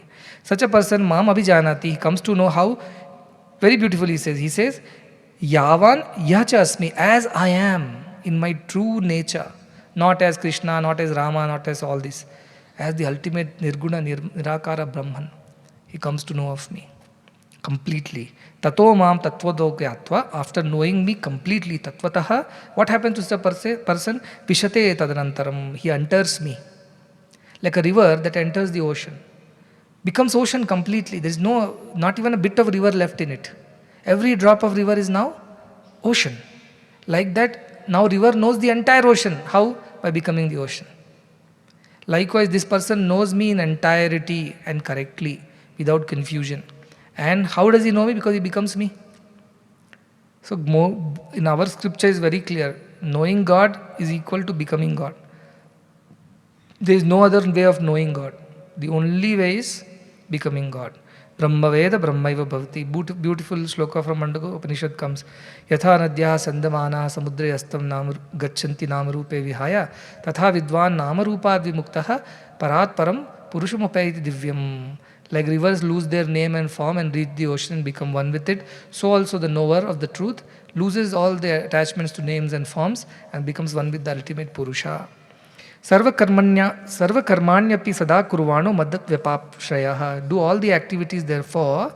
How? By depending on me, by offering it to me, by being under my patronage. Everything is by him, for him, in him. That is the attitude. Brahmarpadam brahmahavi brahmangvatava. Mat prasadat avapnoti shashvatam padamavya. When you do like that, what will you attain? This is for Shudras also, Brahmanas also, Kshatriyas also, Vaishyas also. Do your duty depending on me, offering everything to me without ego. What happens? Mat prasadat, out of my grace. Avapnoti shashvatam padamavyayam. You attain the highest pada, highest state, highest realization. So anybody can ask, I am a sweeper in your school. Can I attain God? I will say emphatically yes, provided you do your duty properly, perfection in action, and offer everything to the divine, till you reach a stage when you don't find a difference between you and divinity. You will reach that stage by just doing your activity with selflessness, without desires for results. This is the way Karma Yoga can teach you to Paramasiddhi. That's why Karma Yoga is so important. This is how Bhagavad-gītā has been emphasizing. And it's an irreversible process. You can't again become human in your behavior. You may look like human, but your inside will change into divine. Outside will look like human. Don't expect divine. How do self-realized people look like? They grow 4 hands and 10 heads, nothing like that. They behave more like normal people. But inside them, they are totally different. Totally unattached. So they are called Jivan Muktas. I always say become Jivan Muktas. What is the point in you dying and attaining Brahman, Videha Mukti? After your death, what benefit it is to the world? So therefore, while you are alive, live a life like this. And you can do it even if you have not read the scriptures, even if you have not gone pilgrimages, even if you don't know one verse of Bhagavad Gita, but you have understood the essence. Do your duty properly. And what is proper duty, you have already learnt.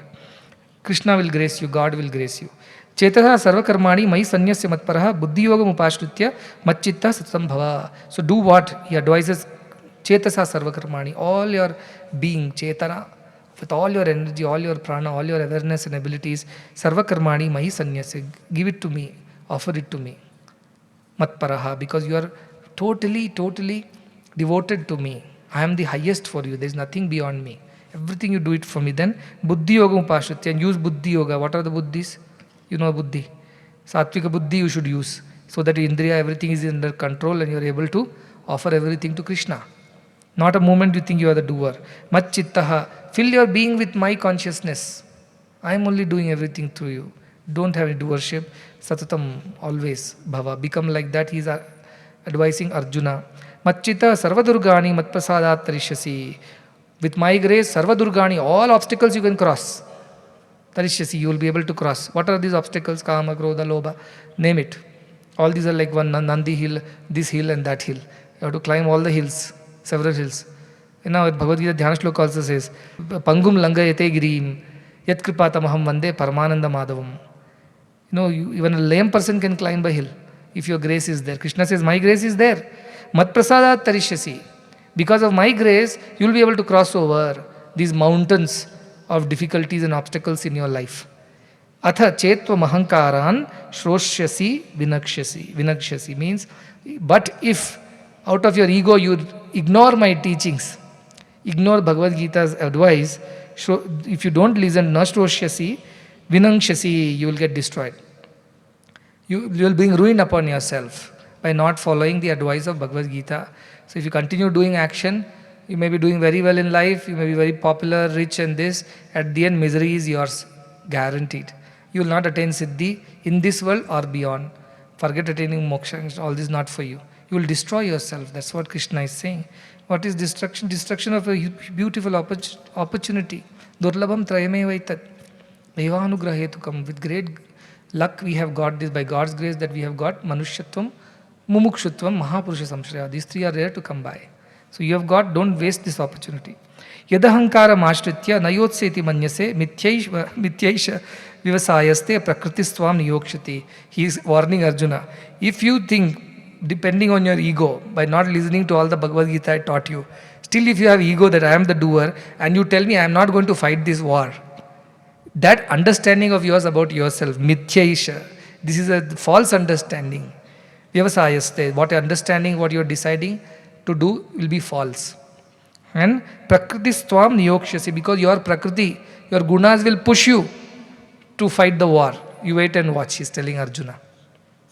If you decide not to fight the war because you have not heard my Bhagavad Gita properly, you have not understood, even then your understanding that you will not fight the war is a false understanding. Because your gunas of Kshatriya guna will push you to fight the war. You will not be able to stay calm. And then he says, Swabhava janena kaunteya nibaddha svena karmana. Swabhava jena, because of your Swabhava kaunteya nibaddha svena karmana. You are bound by your own duties. Because you are born Kshatriya, your Swabhava is to fight a battle. You will see that you are bound by your Swabhava. You can't do any other thing. And kartum nechasi jan mohat, because of delusion, if you think, I am not going to fight this war, because he had the whole delusion in the beginning, and that all my uncle and this and that, all will be destroyed, I am not doing good. So if you do kartum na ichhasi, I am not interested in fighting the war, if you think, yat mohat, because of the delusion, karishyasi avashaha, he says, helplessly you will do these things, you wait and watch. Even if you say, I am not going to do it because your gunas are like that, they'll push you to fight the war, and you will helplessly fight the war without any control over it. Avashopi, without any control over it, you will still fight the war, because he says, Ishvara sarva bhutanam hriddeshe tishtati. Because Ishvara, the real Lord, the real boss, is sitting inside you, in your heart. Heart means not the physical heart. Hriddeshe, the space, the core of your being. That's where he resides, that divine power. And what does he do? Brahmyan sarvabhutani yantra rudhani maya. He moves everything. We think we are moving like puppets move because there is a puppeteer who makes us dance. This puppeteer has created all the gunas. The creator has created the gunas, Prakriti. And these gunas drive us to do what we're doing. So it looks like as if he's controlling everything from another plane. Where is that? Sometimes I see this JCB working. And how does it work? Yantra rudhani maya. As if it is a machine. And the controller of the machine is somebody else. Machine moves, it looks like all the machine is doing everything. But inside that there is a driver who is moving things. When I see this JCB, I watch them and I think of this shloka. The JCB operator will be sitting inside, the JCB will be moving up and down, picking big rocks, throwing it, digging, removing mud, collecting mud, putting in the tractors. I watched this, I think that is like Krishna sitting inside the JCB operating cabin, and all the JCB work is happening. From far away it looks so beautiful. How this JCB has intelligence as if it has a mind to pick up things, drop things, pull things. But actually it has no mind of its own. It's a yantra. And who is Arudha? Who is sitting on this yantra? That operator. And Maya, with Maya Shakti of the gunas, is making everything happen.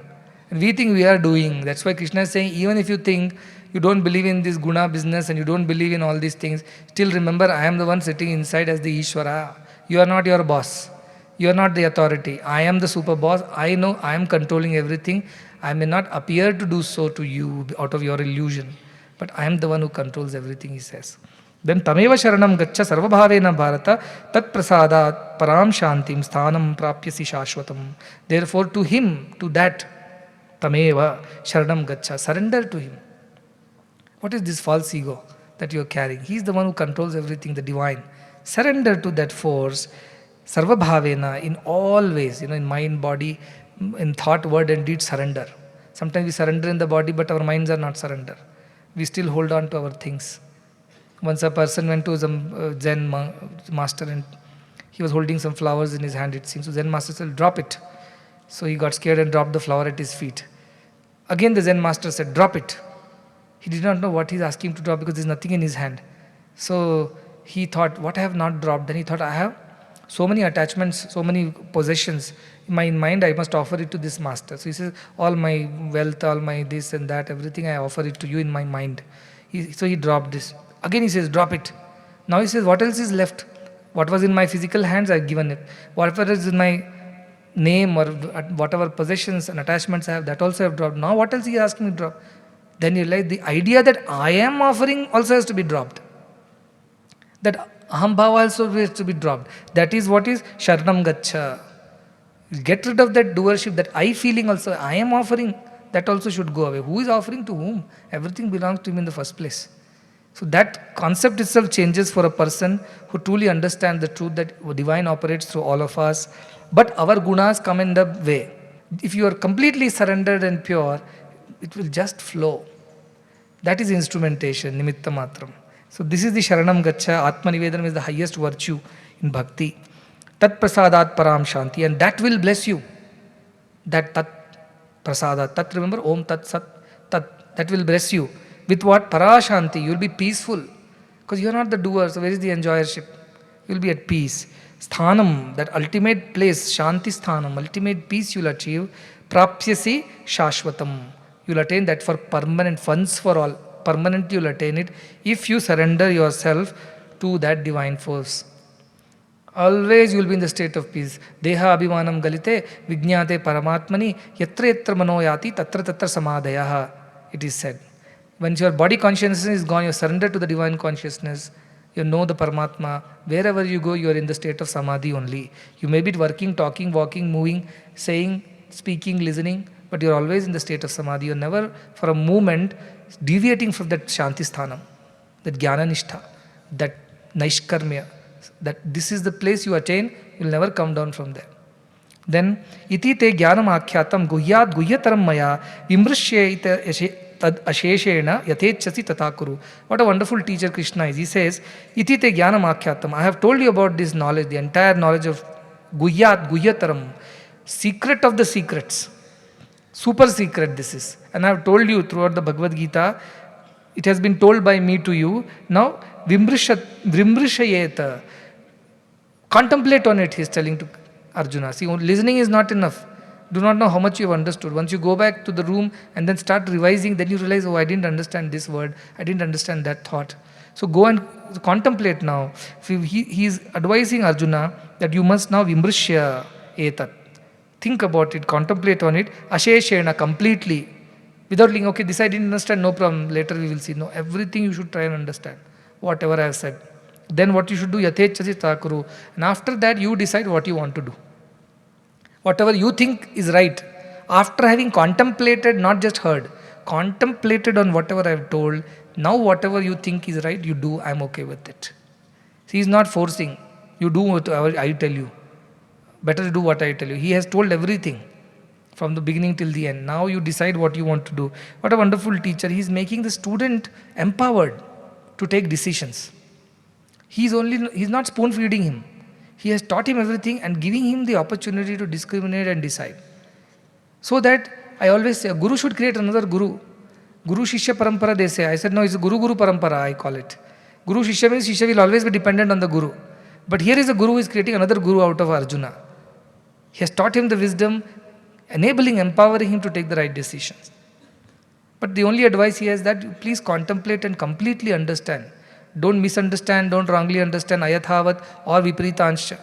As it is, understand what I have told you, but that requires some contemplation. This is an advice for all of us as also over here. So Buddha says, be a light unto yourself. You don't have to have an external light. If you only are the light, where is the need for you to borrow light from anybody else? So become like that, become an enlightened being. Sarva guhya tamam bhuya shrunu me paramam vachaha ishtosi me drunamiti tato vakshyami te hitam. What a sweet shloka. It says, Sarva guhya tamam, the highest of all the secrets. This again I am telling you. He's summarizing, the last few shlokas are coming. This is the essence of Bhagavad-gītā now. So Sarva guhya tamam, the highest of the secret, bhuya, again, shrunu me, listen to me, paramam vacha, my supreme words, ishtosi, dear to me. You are very dear to me. How dear? Dridhamiti, very, very dear to me. I consider you very dear to me, O Arjuna. Therefore, I shall repeat it. Tato vakshyami te hitam. So he has given the choice to Arjuna, you follow, but he has a doubt whether Arjuna has totally understood. Let me summarize it once more for him. So that Arjuna's total doubts are dispelled. Look at the love he has for Arjuna. He doesn't want to leave anything to chance. Just in case if Arjuna misunderstands and decides wrongly, let me once more summarize the whole thing. Let me not leave it to any chance. So he says, you are very, very dear to me. I want you to make the right decision, not out of force, out of your own happiness. Sarvam paravasham dukkham, sarvam atmavasham sukham, Manusmriti says. Anything you do out of your own will, volition, you are happy doing that. Anything which has been forced upon you, you are always sad about it. So Krishna doesn't want to force Arjuna. Yet he is worried whether Arjuna has understood everything right. So he says, you are so dear to me for your welfare. Let me tell you everything in a short, summary way. This is the essence of Bhagavad-gītā. This one shloka. Manmana bhakto madhyaji maam namaskuru mame vaishyasi satyam te pratijani piyosi me. He says, manmana bhava. Become manmana. Your mind should be invested in me completely. I alone should occupy your mind. Mad bhakta. Become my devotee. Means whatever you do, yajjuho shikaro shijnasi, everything you do for my sake, that is bhakti. Worship means to do, to follow, to offer.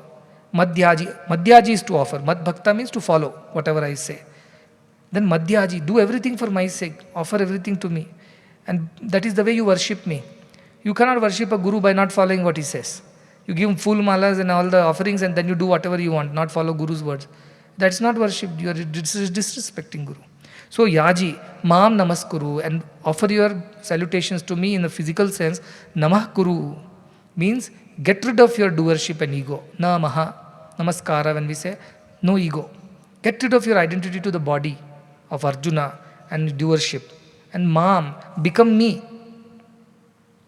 Namaha kuru, only when prem gali badi sa kari, jha mein do na samaye, jab main tha hari nahi, ab hari hai main nahi, says Kabir Das. This lane of love is very narrow. Only one can pass at a time.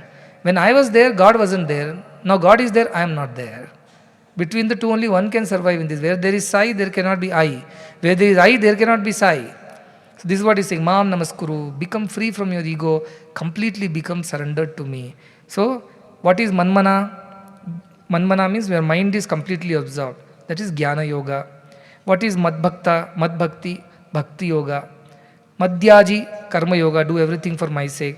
Namaskuru, Sharanam, Dhyana Yoga. You become one with that divinity. So he has summarized the entire Bhagavad Gita in 4 words.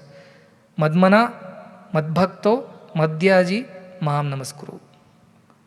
What are these? Jnana Yoga, Bhakti Yoga, Karma Yoga and Dhyana Yoga. These are the 4 yogas Krishna teaches us in Bhagavad Gita and says, what happens when you do that? Mamai Vaishyasi, Satyam Te. This is the truth that you will reach me.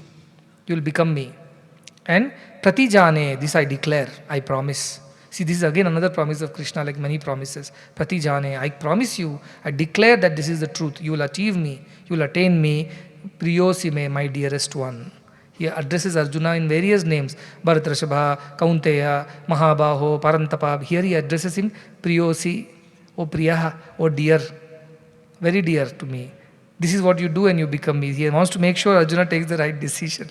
And then even if you have a doubt, what if I take this decision, if I am not able to attain the highest state of, that dhyana, sharanam, and suppose there are faults in my doing, what if I do that? What will be the consequences? If Arjuna, even if he gets a doubt, even before that Krishna predicts and says, Sarva dharman parityajya, mamekam sharanam vraja, aham tvam sarva papebhyo mokshaishyami mashucha. Before even you doubt that whether you will do things right or wrong despite listening to Bhagavad Gita, give up all this idea of doership. Sarva dharman parityajya means don't give up your actions. The idea of doership you give up. Our dharma, swadharma. Swadharma only becomes our karma. That is what Krishna has said. Our dharma means guna. Guna only becomes our karma. So all dharma is born out of that gunas that we carry. Forget about gunas, forget about your dharma, forget about everything. Just surrender to me, Krishna is saying at the end. Maham sharanam vraja. To me alone, just surrender.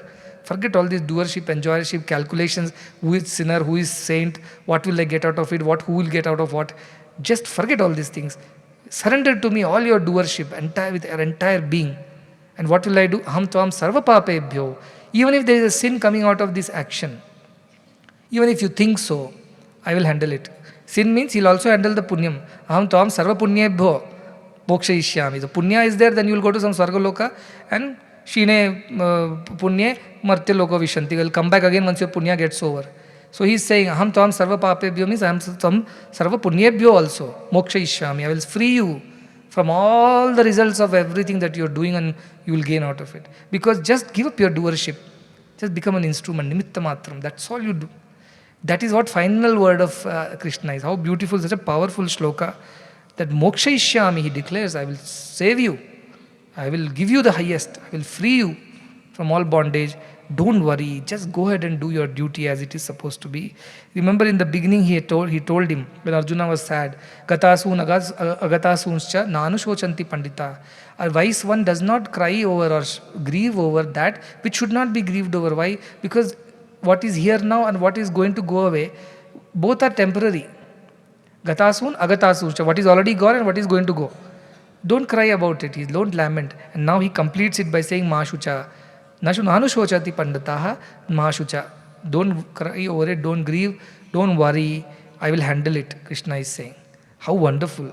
Idam te na tapaskaya, na bhaktaya kadachana, na chashru shrushave vachyam, na cha mam yobhya suyati.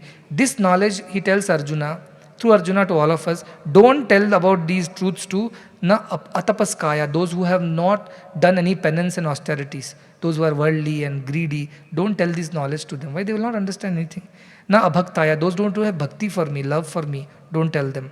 Then kadachana, never. And nacha shrushruve, shrushave means those who have no interest in listening to spiritual truths. If any one of you have no interest and you have been sitting here out of compulsion or force, this is not for you. That's what Krishna is saying. And vachyam nacha mam yo abhyasuyati, on those who find faults with my teachings. How can this be right? How can that be right? Krishna himself has done this and now he is advising us do this. No, those who find faults with me, please don't teach this to them, he tells Arjuna. And through that to all of us.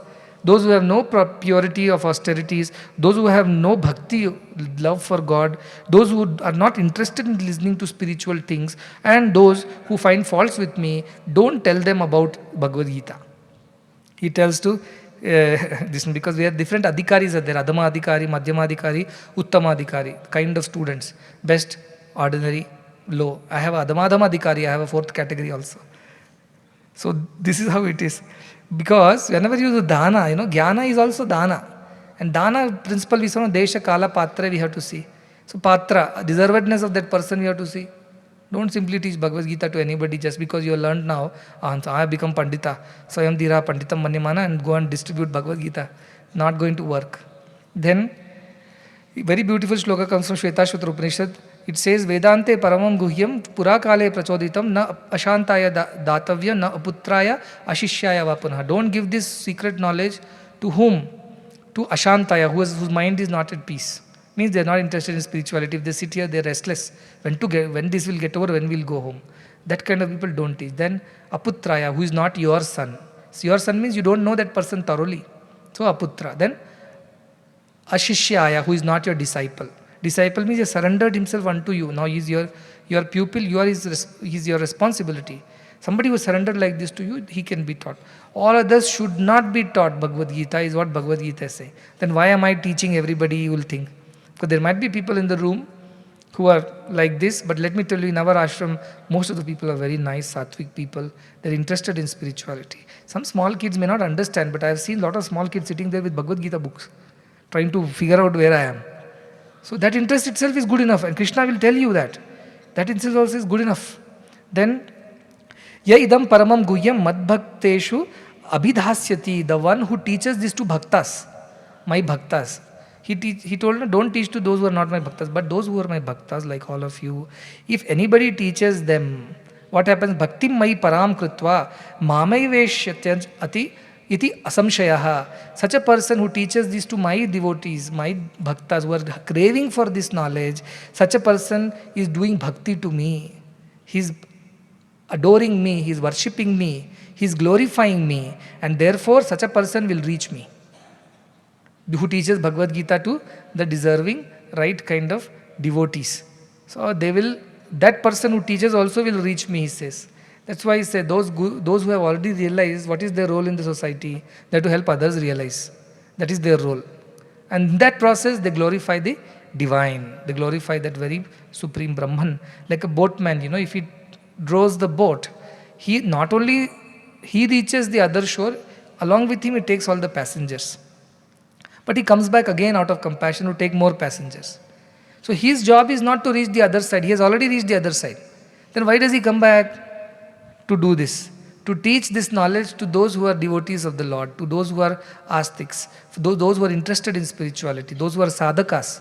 For their sake, these people come down on earth like Shanta Mahanto, Nivasanti Santo, Vasantavat Loka Hitam Charanta, Swayam Tirna, Bhima Bhavarnavam, Janana Hetu, na Anyana Pitarayantaha, Viveka Chudamani says.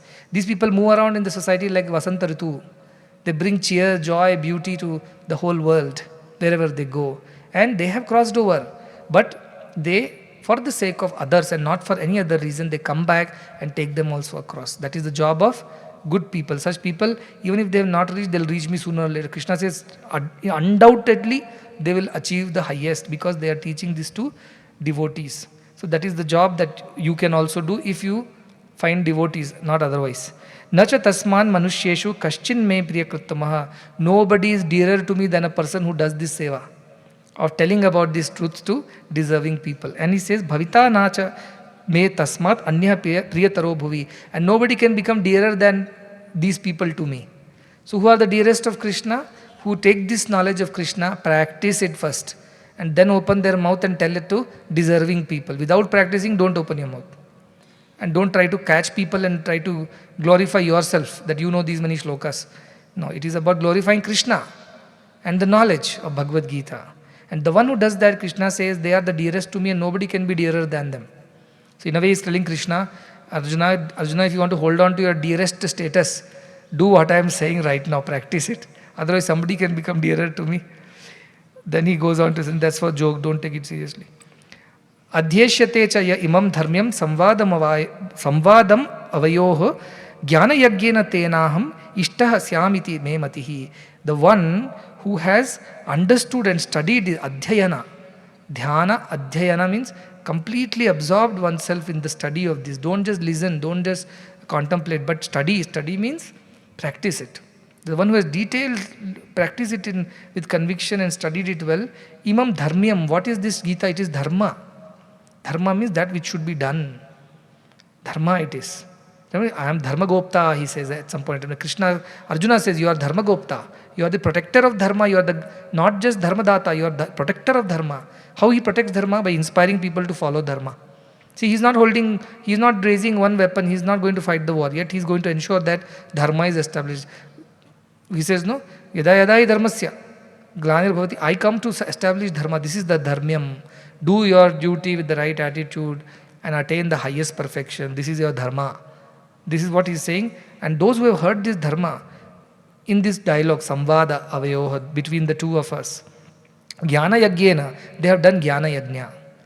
All kinds of yajna we can do. This is a jnana yajna, because when jnana is like fire, anything put in the fire gets burnt, destroyed. So this jnana, Gita jnana, is a yajna we have performed. A sacrifice we have performed. For last 1 year, whatever we are doing is a yajna. So he who does this, studies this, is doing jnana yajna for whose sake? For my sake. Hamishtaha, for my sake, for my pleasure, to worship me. He does that. Syamiti temati. That is my understanding, my conviction, Krishna is saying. So he declares that those who studies the scriptures, Bhagavad-gītā, this sacred conversation between the two of us, he actually worships me. How? By doing this jnana yajna. You can do many yajnas to worship Krishna. Best way to worship Krishna is do jnana yajna of Bhagavad-gītā, which is adhyayana, study Bhagavad-gītā properly. Then Shraddhavan anasuyascha shrunayadapi yo naraha. This is for all of us. Shraddhavan, with great Shraddha, anasuya, who doesn't find faults with Krishna or his ways.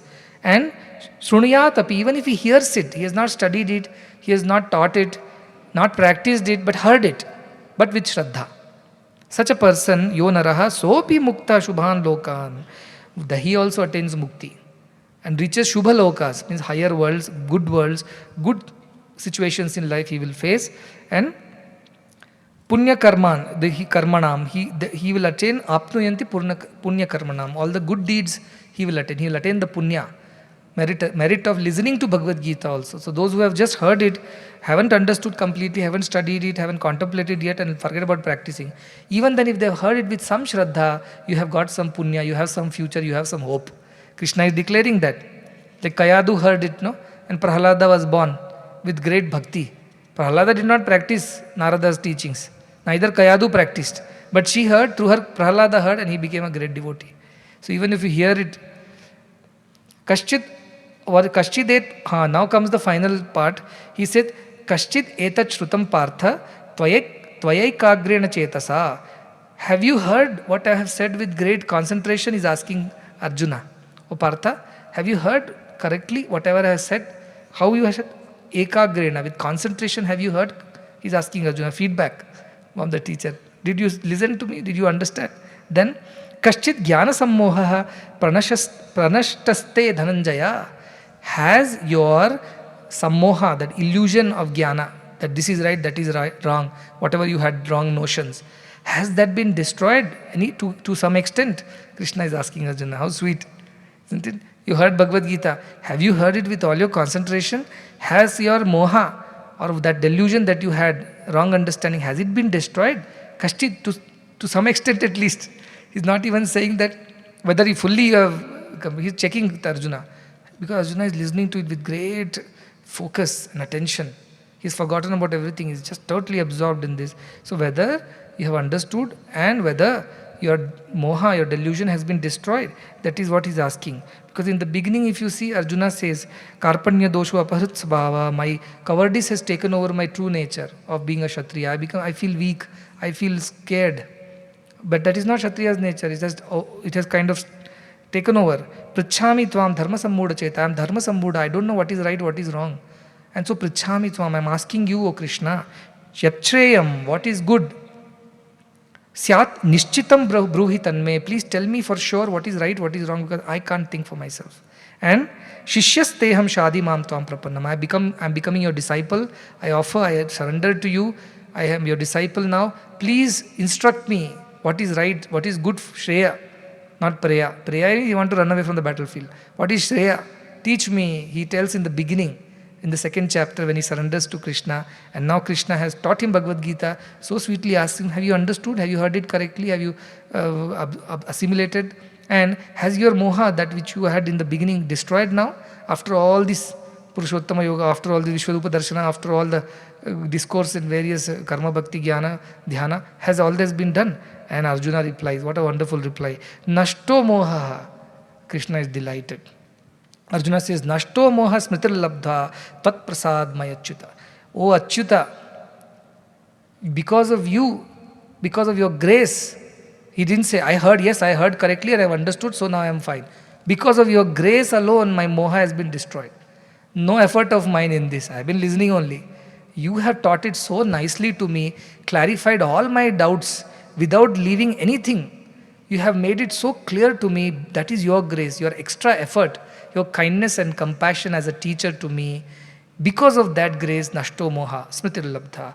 I have, my moha, delusion has been destroyed, and I have regained my memory that I am a Kshatriya and this is my dharma, and I have to fight for the sake of dharma, not for my sake, or Pandava's sake, or Draupadi's sake. I have to fight for dharma. I have understood that Kshatriya, this is my nature, this is my dharma. Sitosmi, now I am steady. Now my mind is not fluctuating, I am not confused, I am not wavering. Sthitosmi gata sandeha, because all my doubts have vanished. And karishye vachanam tava, so I shall do whatever you say. He surrenders to Krishna. To just listen to these three words, karishye vachanam tava, how much pain Krishna has taken. This is what God wants from us. To get you to that state of surrender and obedience, how much Krishna had to do. What's a long Bhagavad Gita. But he is happy. Krishna is happy. Why? Arjuna says, Nashto moha, not because of my effort, but because of your grace. I have put no effort. That's why it is Upanishad, himsa, gati, avasadhana. All three should happen. Himsa, destruction should happen. Of what? Moha. Has it happened? I asked you this question long back. Yes, Arjuna says it has happened. Nashto moha. Earlier is Gatava moha, he said. Now is Nashto moha. I have understood what is right. And now the delight of Sanjaya, who has the special boon of listening to Bhagavad Gita by a special power given by Vyasa Muni. Vyasa actually goes to Dhritarashtra and tells him, oh, you are a blind fellow, you want to see the war, I will restore your vision only for the duration of the war. But Dhritarashtra is so tamasic, he says, no, I don't want to see. I am ready, I am okay to hear, because I have never seen anything in my life, now how will I see a war? So you give this power to Sanjaya. So he gives to Sanjaya to see the war from distant, his mind he is seeing. And goes on narrating this to Dhritarashtra. But seems like Dhritarashtra must have slept by now, because he has no Shraddha. Because not even one mention of Dhritarashtra being awake or asking any questions. It's only Sanjaya, finally he is delighted. And he says, Ityaham Vasudevasya Parthasya cha Mahatmanaha Samvadamimam Ashrausham Adbhutam Romaharshanam. He says, Ityaham, this one, Vasudeva, the one who resides in everybody, that Lord, and Parthasya, the son of Prithak, Arjuna, who is a Mahatmana, who is a great being, because now only he realizes how great Arjuna is. Because the kind of questions he has asked, the kind of delusion that he has overcome. So he is appraising Arjuna and says, Samvadamimam Ashrausham. I have heard this dialogue between the two. What kind of dialogue? Adbhutam. Wonderful dialogue. And Romaharshanam. I am getting goosebumps. My hair is standing on edge by the very thought that I have heard it. From whom? From the Lord, he says. And how did I heard? Vyasa prasadat shrutavan etat guhyamaham param. The highest of the knowledge I have heard by the grace of Vyasa. Why? Because Vyasa gave me this special boon to see the entire episode. Yogam, this is a yoga. The entire, all chapters end with yoga, or begin with yoga. This yoga that I have heard, from whom? Yogeshwara, the Lord of the yoga, the ultimate source of yoga. Krishna, who? Lord Krishna. Sakshat kathayata swayam. When the Lord himself, the Lord of the yoga, is talking about all the yoga, I have heard it directly from him by the grace of Vyasa Muni. In Bhagavad Gita, Dhyana Shloka, Ya Swayam Padmanabhasya Mukha Padmadvani Sritaha.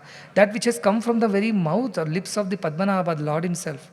Why you need to read anything else when you can hear it directly from God? And Vyasa Stuti also, Namostute Vyasa Vishala Buddhe. Vyasa is of great intelligence, Vishala Buddhi. Pulla Ravinda Yata Patra Netra. His eyes are like that of lotus leaves, lotus petals. Vyasa is very beautiful. Though he was dark in complexion, but he was very good looking. Yena Tvaya Bharata Taila Purnaha. Who has done what for us? With the oil of Mahabharata, the story of Mahabharata. Prajwalito Jnanamaya Pradipaha. Who has lit the lamp of wisdom. By using the oil of Mahabharata, he has lit the lamp of wisdom, the Vishala Buddha. Vyasa, so there is a Dhyana Shloka in Bhagavad-gītā praising Vyasa also in the beginning. Then, towards the end, Tacha Samsmritya Rupam Atyabhutam Harehe. That Hari is form I have seen, beautiful form, wonderful form. And by recollecting it, remembering it again and again, what is happening to me? Vismayo me. I am wonderstruck. I am so delighted by this vision, which is so wonderful. Mahan Rajan Hrishyami Chapunapana. He tells the Dhritarashtra now here, oh Raja, I saw this form, I heard this dialogue, I'm so happy and so thrilled. Again and again, if I remember it, I'm getting that thrill, that I'm getting wonderstruck by what a boon that has come my way. And then finally, it is he who declares, Sanjaya only declares, not Vyasa, not Krishna, not Arjuna. Yatra Yogeshwara Krishno, Yatra Partho Dhanudharaha. He tells whom? Dhritarashtra. Oh Dhritarashtra, you have got into this foolish battle, and now you will see the destruction of everybody, because dharma has to be established. He says, Yatra Yogeshwara Krishna. I have understood who Krishna is. And where this Yogeshwara Krishna is there, Yatra Partho Dhanurdhanaha, where this Arjuna is there, the bow-wielding Arjuna, means ready to do his duty, not running away from battlefield, but to engage in his duty and dharma. Tatra Shri Vijayo Bhutihi, Dhruva Niti Matirmama. He says, Tatra, there, Shri, prosperity will happen. Whose prosperity? Not just Pandava's prosperity, the whole world's prosperity. Educational institutions will come up, hospitals will come up, food will be given, relief will be given to poor, succor will be given to all, weak will be protected. This is the prosperity that happens when Yogeshwara Krishna and Dhanurdhara Arjuna join together. Means a dutiful devotee and the merciful Lord, they come together, prosperity happens. Satyasai Grama is the living example of this. Vijaya, success happens. I'm not saying challenges don't happen. Challenges happen. But despite challenges, because of the grace, success happens. And bhutihi, vibhutihi means virtues, good things happen there. Virtuous things happen. And dhruvaniti matir mama. Two ways it has been interpreted. Dhruvaniti means there is justice, there is fairness. Dhruvaniti, steady justice or fairness, that kind of policies are there. Or this is the highest policy, this is the highest niti according to me. What? That wherever Krishna and Arjuna come together, not ordinary Krishna and Arjuna, Yogeshwara Krishna is ready to give you the wisdom, and Dhanurdhara Arjuna ready to follow the instructions. Karishya Vachanam Tava. They come together, Sri Vijaya Vibhuti happens there. This is my steady understanding. This is the rule. This is the unchangeable law, irrefutable law, that this will happen there. This is a declaration at the end of Bhagavad Gita, which is so very encouraging. I have taken a lot of time to explain, but I am very glad that we had decided that Bhagavad Gita should end before Gita Jayanti. It was a sankalpa that was made during last Bhagavad Gita Jayanti. It has taken a whole year to study it, and tomorrow is Bhagavad Gita Jayanti. When Krishna and Arjuna in that battlefield of Kurukshetra 5000 years ago had spoken this to each other, and Sanjaya had heard it, and till after 5000 years also it is so fresh and so practical and so valid. This is the beauty of Bhagavad Gita, the most practical spiritual scripture in the entire world for all times to come. Nobody can replace the Bhagavad Gita in terms of the comprehension, understanding, the clarity, the instruction, the practicality. Nobody can replace. So this is the beauty of Bhagavad Gita. We have to only be grateful to Veda Vyasa, to Lord Krishna of course, but Veda Vyasa, and to this wonderful disciple Arjuna, who have brought this Bhagavad Gita to us. And it is still a guiding light for thousands and thousands of people across centuries from India and abroad. They have given a lot of people. We will hear some of these things tomorrow as there will be talks about Bhagavad Gita. But let us close it with this, that we have been blessed to continue and study and complete this despite lot of challenges, personal as well as situational challenges. Despite that, we have managed to complete it on time.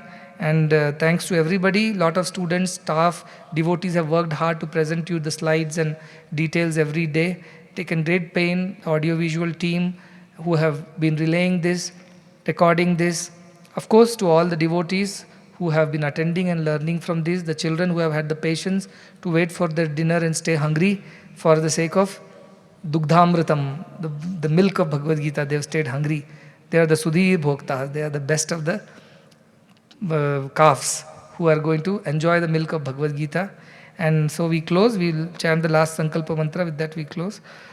Om Tat Sat Iti Srimad Bhagavad Gītāsu Upanishatsu Brahma Vidyayam Yoga Shastre Shri Krishnarjuna Samvade Moksha Sannyasa Yogo Nama Ashta Dashodhyayaha. Shantihi, Shantihi, Shantihi.